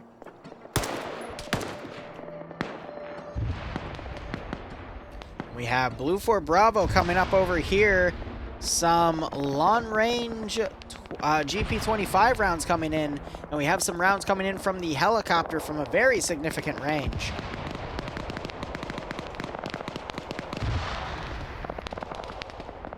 I'm waiting to hear from that mortar. You got the Blue 4 force all the way on the western flank starting to fold in. And Bravo Blue 4 starting to come on the northern side of this Op 4 group.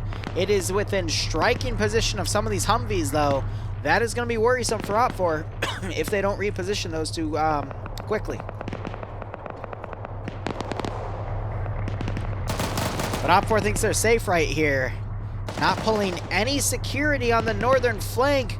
And, oh gosh, we got King Novix, Guy Fieri, Poitman, Vonk, Legal Action, Arma Jesus. The only person I don't really recognize is Dylan. Oh gosh, and Kane, this is the AO where him and Arma Jesus racked up like a dozen kills together. Ah, Kane literally, first 2 shots, knock out the gunner. There's the artillery rounds raining in, and those were close. Op 4 immediately backing away. Oh, this flank is in a lot of trouble for Op 4. And they got the other Blue 4 force coming in to fold from the rear. This is going to get messy. Op 4 needs to go around. You just had the PKT truck shot. The 50 cal, not knowing where the shots are coming from, firing in the opposite direction as Kane picks them off. How many kills is the Kane on? 3 and counting. Ash and Major Khan hiding. Forget I said that. Ash doing his best as we've got this initial Blue 4 group pushing up as well. More mortar rounds raining in. Blue 4 ready to set up some shots here. Ash, though, I think just got a pickoff kill on Novix. And there goes Ash because Kane and Guy Fieri are very good at this game. Kane on his 4th kill. Guy Fieri on his 2nd, trying to check if Novix is okay. They're bandaging a corpse, unfortunately. They could steal this M2 Humvee, though. Ooh la la. Otherwise, you have Op 4 spearheading in to Terminal 1 here.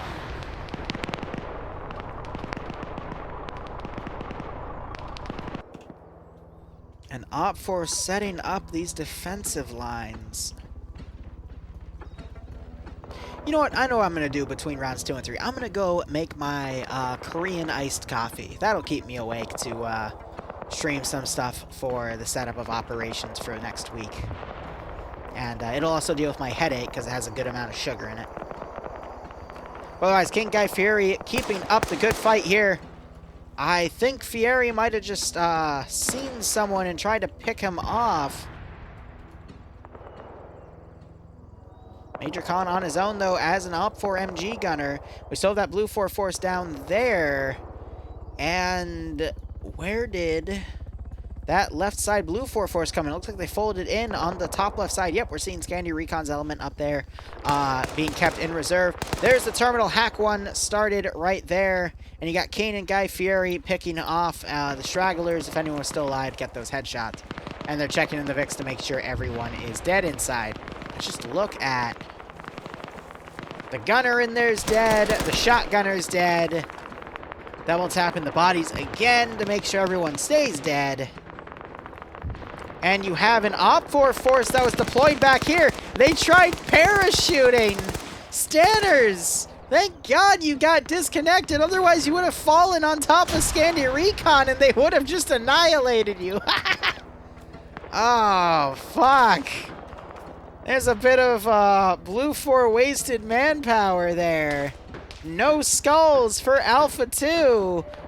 We do have a skull for Specialist Lee, who's part of the southern defense line for Delta as they start fighting the main Op 4 force coming up. But that was all of X-Ray that was just taken out back there. Nemesis getting the double tap on buckets. Oh, is Nemesis going to take the marksman rifle? You know you want it, Nemesis. Come on. Go ahead and get it.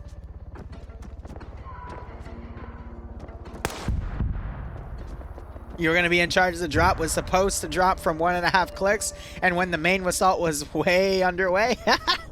Yeah, I guess not. Oh well, man. There's always next time. Alright, there's the hack completed.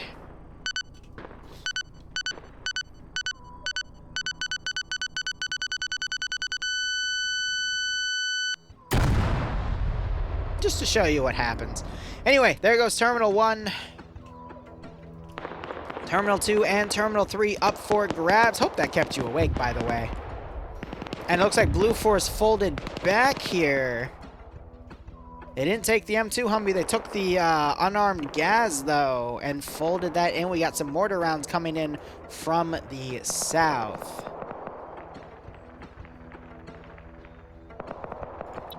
Alright, where are these goons here? So some of them walked back. King drove back with Fieri and started folding on this angle to make sure everyone is down. And we still have this Blue 4 team right here to potentially walk up and take out this Op 4 group who is just holding in reserve right now. A lot can still happen, but I don't know. It's not looking good for Op 4. They're starting to split off into a pincer maneuver here. Oh, that's a tough call.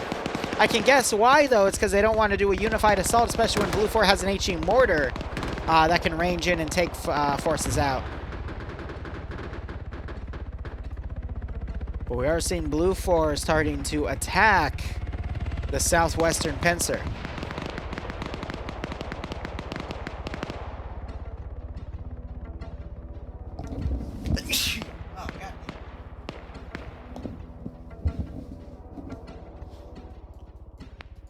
Them sneezes. Meanwhile, Op 4 on the eastern flank has folded into an unarmed Gaz, and we have 7 members of Op 4 starting to fold south, and we still have Major Khan on his own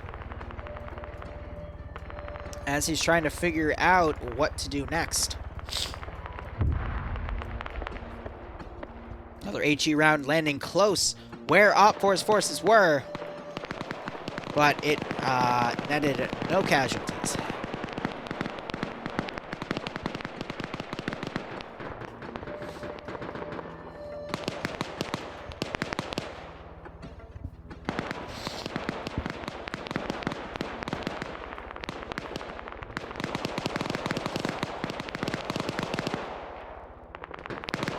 So I think some of Blue 4 are firing up at that helicopter, but helicopter's doing a really good spacing away from Blue 4 to make sure it doesn't get any contact there.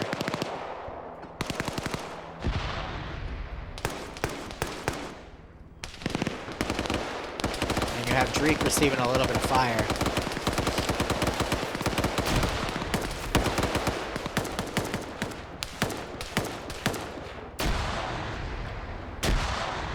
I don't know, Blue 4 just seems to have a really unified force right here. Op 4 trying to do a pincer maneuver to find a weakness, but Blue 4 has just been winning the PvP game here.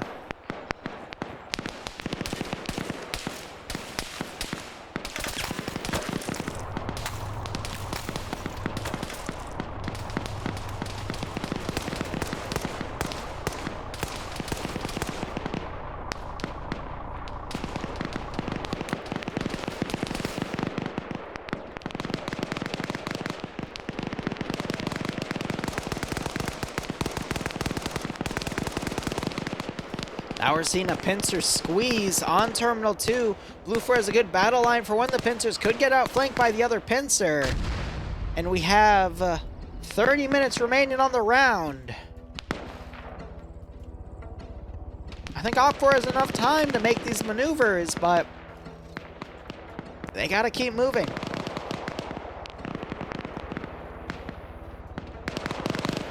Do I think the Hescos actually work? Yeah, they do set up, really it's just for cover more than anything, to give players a good battle line here to work with, but that's it. They do give away your position really easily, though. Now you got Op 4 folding in right here, Simmons going down, Cullen and Porter being none the wiser as Porter takes fire.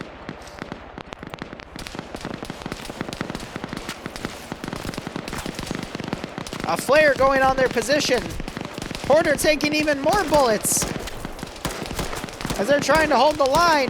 GL going out by Cullen. Porto, buddy, you gotta... Porter, get behind cover. You've taken another bullet. Another bullet. Another bullet. Porter is dead. Fuck's sake. How many rounds did that guy eat? Adrenaline is a hell of a drug.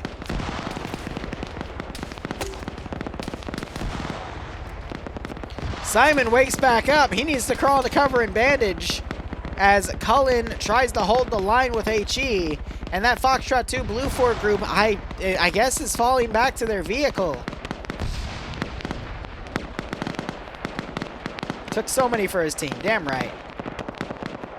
As Cullen is trying to single-handedly hold this force back with HE.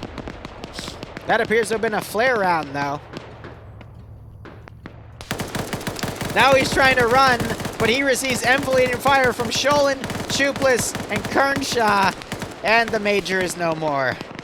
Ouch. Mods round came in, being used as a shock and awe weapon on the infantry back here. I would think that's what the mortar's job is. And the mortar overcorrecting a little bit to the north. If it were to adjust 20 meters to the south, not even 10 meters to the south, it would land a few kills.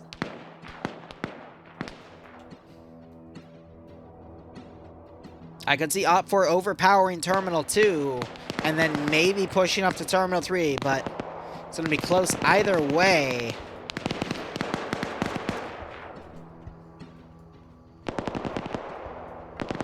Op 4 just needs to keep committing. Blue 4 is doing their best to hold, but I am seeing people getting picked off here and there. Really, it's just thanks to Op 4's heavier guns. You can hear that 50 cal firing from this Humvee. And it is slowly whittling down Op 4's force. But we could see Blue 4 do some rear dismounts here. It is Caden on 4 kills with his saw, dismounting next to that Op 4 Vic. If they were to come behind this Op 4 flank, they could do a significant amount of damage and save this defensive line from being flanked from Op 4, but they're going to have to move quickly.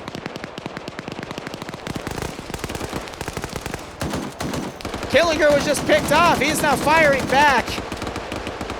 since he woke back up.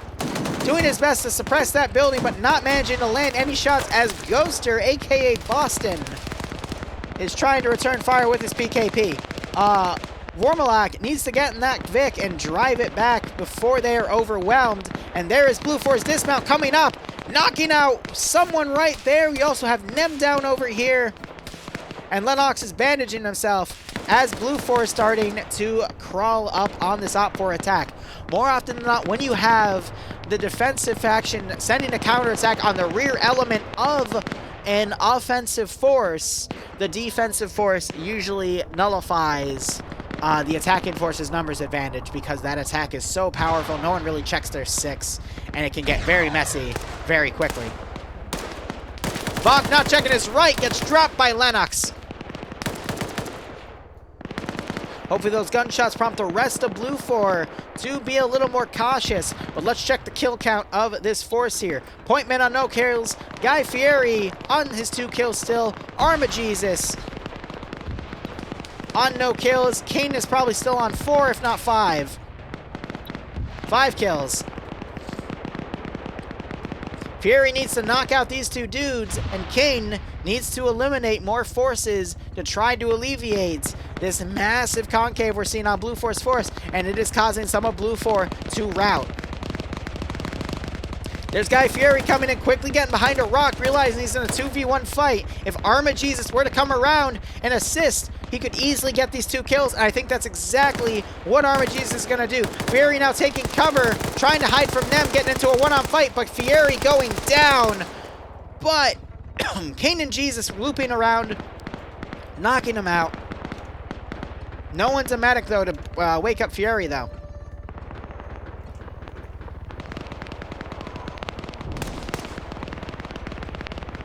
You just heard that chopper take a hit, as it is just doing a lot of flaring right now and being a general distraction. Engine was hit. It is losing power. Uh-oh. It's a big uh-oh. They just hit a tree, but I think that just reduced their speed enough for them to land and lose their main rotor. Okay. Pierce didn't seem to, Pierce doesn't seem too happy about that.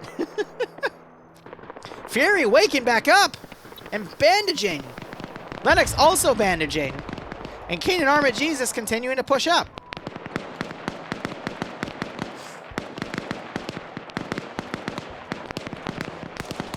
Armagesus getting some shots from range, knock out another Op4 member. You also have Kane raining out with his 249, knocking out Drake, who is in Anderson's place right now to lead the events. This flank attack is going to be nasty. Fieri, I think, seeing Lennox getting a perfect headshot as Pointman bandages him. 7 kills for Kane. 1 for Armagesus. Fieri on at least 1 now. 3 now, excuse me. And Pointman on none, but he is doing his job supporting.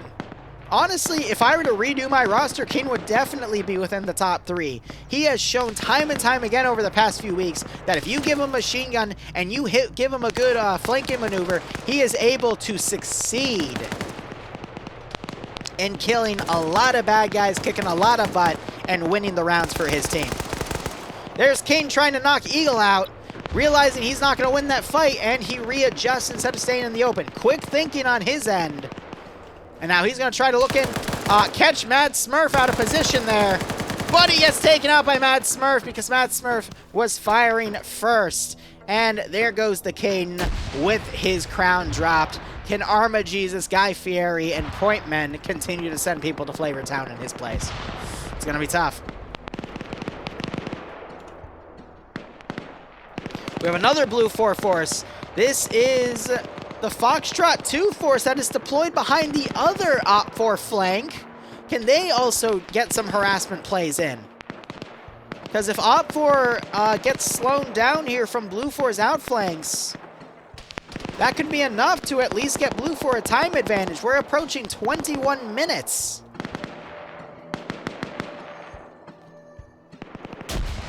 and counting on the round, but OPFOR has lost all of their momentum going to Terminal 2, dealing with rear attacks. This could be all Blue 4 needs, as we have Arma Jesus coming up, getting a kill and a knockout on Sholand. Jesus, I don't think you meant to throw that, buddy. You need to get down before you blow yourself up. Jesus, wanting to die for everyone's Arma sins, but now's not the time to do it. Blue 4, meanwhile, hiding in this gas. Yeah, at least one of them is. Two of them are. I think Warwick's gonna catch in on this. And he throws a set. Gorski quickly running away. War Dog joining him. War Dog's probably not gonna get away in time. Ooh. Warwick calling Blue 4 out on their bullshit. I love it.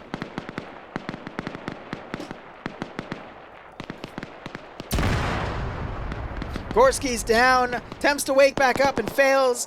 War Dog looking around, and that is Blue 4's flank there on that attack collapsing. You've got an explosive charge going off right here as Legal Action and Dylan are attempting to push up. I thought there was a third Blue 4 guy with them, but I guess not. But this is eating up OPFOR's time into pushing here. And it's allowed for, just look at the fewer OPFOR guys that are on the field at this point. And I think Blue 4 is going to be able to hold. You got OPFOR Command coming around on the flank here. It is Command Team with 4 additionals with T4 Herb on top trying to fire, but they are contesting against Scandy Recon, who knows this terrain because of what happened on that Super Saturday. Now, will McSwagger hold, or is Rasket here going to get a shot on him? Rasket just fucking knocks him back with his PKP, going, get the fuck out of here with that shit, mate. Got Sholand trying to flank around, but Guy Fieri and Arma Jesus are pushing through with Point Man watching the rear. Arma Jesus getting another pickoff kill. That is his third. Let me do a kill count here. We have 7 for their team, by the way. So 7 plus 0 plus 1, so 8, 9, 10, 11, 12, 13, 14, 15 kills among Bravo here. These guys, when they're always grouped together, they always get at least a dozen kills these days. It is absolutely amazing to witness. Point Man going down by Sholand. And that's all they need. A dozen kills is more than respectable. That's Scandy Recon's level of kills. And Arma Jesus and Guy Fieri sighting out Sholand. Guy Fieri showing some amazing marksmanship and knocking him out in a single headshot on his 5th kill. That's 13 kills for that group. Good God.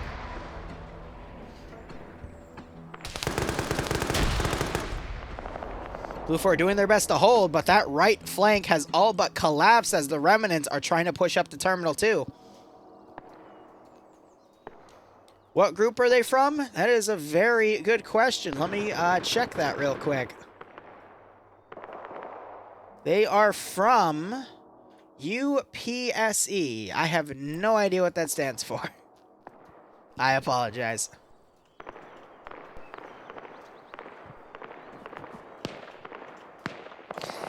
Fury saying you shouldn't come to the west side of Flavortown because it's going to fuck you up.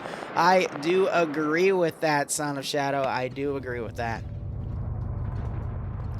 So we have one of the M2 Hemmets got smoked by the OPFOR Command Vic with a PKT, mind you. Interesting. I wonder if they dismounted and got some AT out on that. And you had Fieri getting some double taps on that body just to make sure Sholand stayed down. But I could see Arma Jesus and Fieri crawling in and sweeping the rest of this flank. United Postal Service Express. Run by... fucking run by someone that dies for your sins and someone that does a lot of great work for Flavortown. I don't doubt it one bit. Now they found Major Cullen's body and his associates. And one of their teammates down right there. They're just moving around to make sure this area is clear. Eagle, meanwhile, he's hunkered down and panicked at this point. He's gotten up, though. He sights Jesus and quickly gets back down.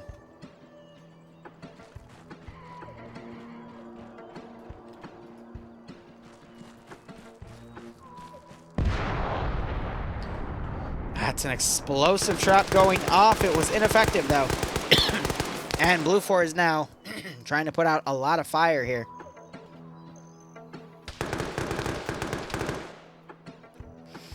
I don't know, gentlemen. This is looking pretty nasty.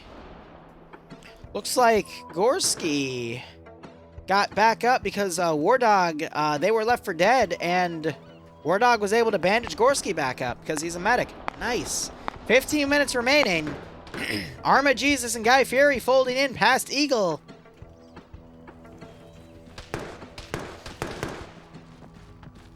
Let's hope these Blue 4 guys can PID that friendly forces are running up in here.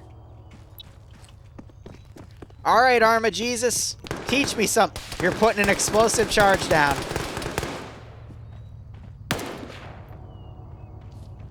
And he set it for a timer. As Nightshade breaches in. Oh, dear.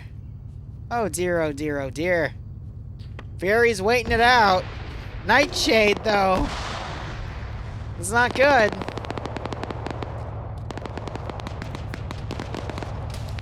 Well, Nightshade, you're one hell of a soldier. He gets Pronix. Op 4 command vehicle comes in. And charge kills everybody.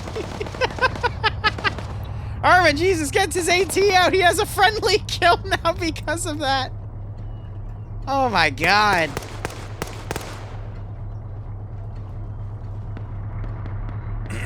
T5 Bay rushing in to get the hack. Shay goes down. Guy Fieri trying to respond with a kill. Black Eagle trying to maneuver around. Warlord's getting shot at, but Jib Style also firing on his own. He's going to try to roll behind the rock as he takes fire. These guys are going to mount back up in that vehicle when that beeping starts and try to get out of here. Thunder Run, except it worked. But Fieri, he wants revenge. He spots Nielsen. Instead, he spots Herb and takes him out. Sending another Op 4 member to Flavortown. Jesus taking fire from Eagle here.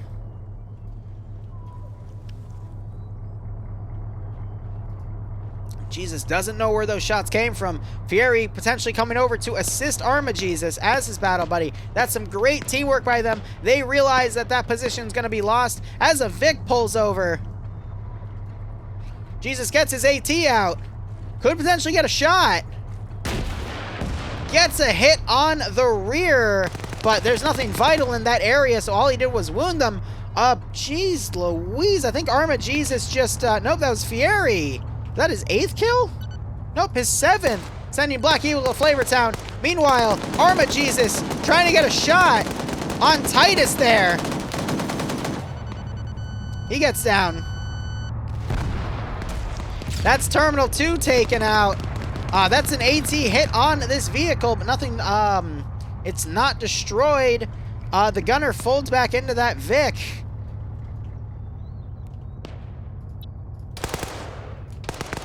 Now they're trying to pick off these two remaining guys as they get cover behind that Humvee. Arma Jesus now doing a wide flank. Fieri confirming Black Eagle is dead. Now he can suppress them as Arma Jesus maneuvers around. Op 4 is going to try to Thunder Run Terminal 3, but that much force, it's not going to happen. Guy Fieri picking him off through the windows. And you have Arma Jesus getting a double kill through a bunker. That is 5 kills for Arma Jesus. Technically on 6, he just has a friendly fire kill. What is the roster here? I don't think they're going to get any more, so let me do a final kill count real quick. Kane on 7. Novik's on none. Vonk on 1, so that's 8. Plus 5, 9, 9, 10, 11, 12, 13. Pointman on 0. And Guy Fieri on 7. That's 20 kills in between that Bravo 1 group. Absolutely incredible. Command Vic was just shot to shit, and it is slowly trying to limp to the 3rd objective.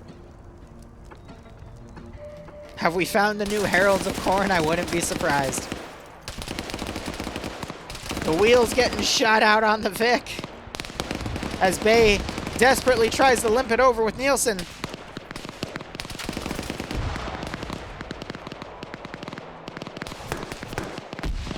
Oh, but Sideways picking off Nielsen from the building. Bay doing his best to try to take Sideways out, but that's a nasty keyhole to have to deal with. Oh, but Norris trying to poke out from that corner. What's our time? Less than 10 minutes remaining. Bay now trying to take cover, thinking that he has dealt with Sideways, as Sideways is forced to bandage because he did take a few hits right there.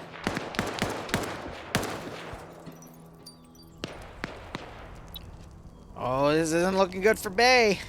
Often regarded as my second best player in FNF, he is in a pickle here. And his remaining Op4 force has run into Scandi Recon, unfortunately. They're not going to get through that. Yeah, technically 21, Bearded. You're absolutely right. That's Scandi level. That's Scandi Recon PvP level. Oh, we got Coda and Dylan coming up to clean house, Bay. I'm sorry, buddy, but Blue Force got to put you down. Oh, we might catch Coda out of position. Coda spots him, but Bay gets a great kill, but unfortunately, Dylan bitch slaps Bay and double taps him for good measure. All right. Nemesis down. Infidel keeping up the rate of fire to suppress Op4. Cool Breeze, though, trying to get some flanking shots on Scandi Recon, but Infidel shows him what for. And now it is up to Warwick, Cosmonaut, and Dreek to get to the final objective within 8.5 minutes. Do you think they can do it player base? I personally don't think so.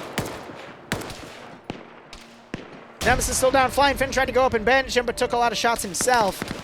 It's a 3v3, folks. Oh, Flying Finn takes a nasty headshot. Nemesis bleeds out. Infidel trying to line up his 249, but he is in the open as he under bandages. Grenade getting thrown a little too far to the right. Ending up in that ditch. And Cosmo trying to put more shots on Infidel. Infidel takes a shot to the arm. And a shot to the leg. But Blue 4 has more forces to send. A lot more forces to send. And we got Foxtrot 2, Gorski, and War Dog coming around. Where is Arma Jesus? And Guy Fieri coming up to reinforce. They want to increase that kill count.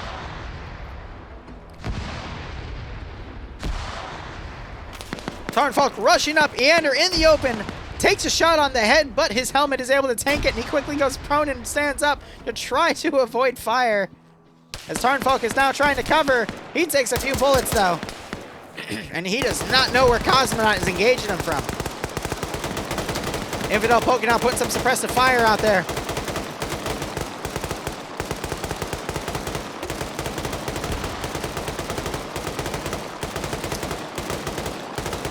Infidel really laying down the heat to keep these three Op4 guys suppressed. Another bullet goes in Killinger's waist. And Nafs, oh, cheeky little Nafs, with the stolen Op4 marksman rifle, gets a kill on Dreek. That is his 7th kill, mind you. Incredible. Explosive charge going off as well. I'm going to do a quick head count here. Nafs on 7, Tarnfolk on 0, Killinger on 0, Vormok on 0. Total con science on -1. Nafs running out of ammo, fighting with Warwick there. Iander on 1, so we're still at 7. And Infidel, so that brings their total to about 9. Warwick has his handgun out. Warwick doing attack reload as Naft's trying to get his next kill. Mag dumps Warwick, and that's GG. So yeah, Guy Fieri's posse was able to get more kills than Scandia Recon. Again, so 0, 7, 6, 7, 8, 9. 9 kills for the Scandia Recon group with friends. Meanwhile, Guy Fieri, 7, 8, 9, 10, 11, 12, 13, 20.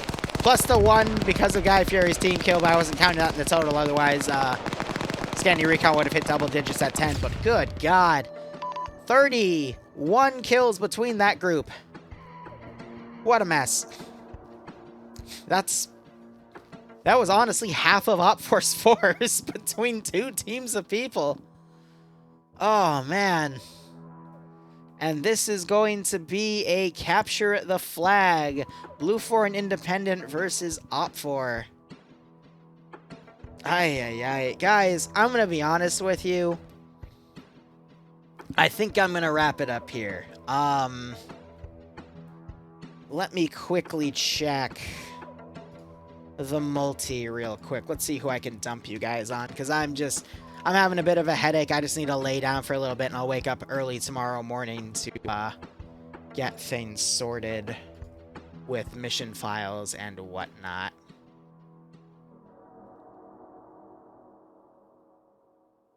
Whew.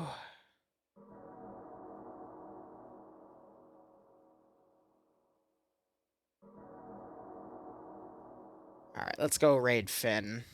I'm sure he'll take care of you guys here. So anyway, guys, thank you so much for watching. Go operate operation. We'll be back next week for more FNF, but otherwise, cheers, guys. Have a good one, and I'll be back tomorrow morning for some mission development. Yeah, I gotta go chill with Greek agents. Fight off the Greek agents, right? Whew.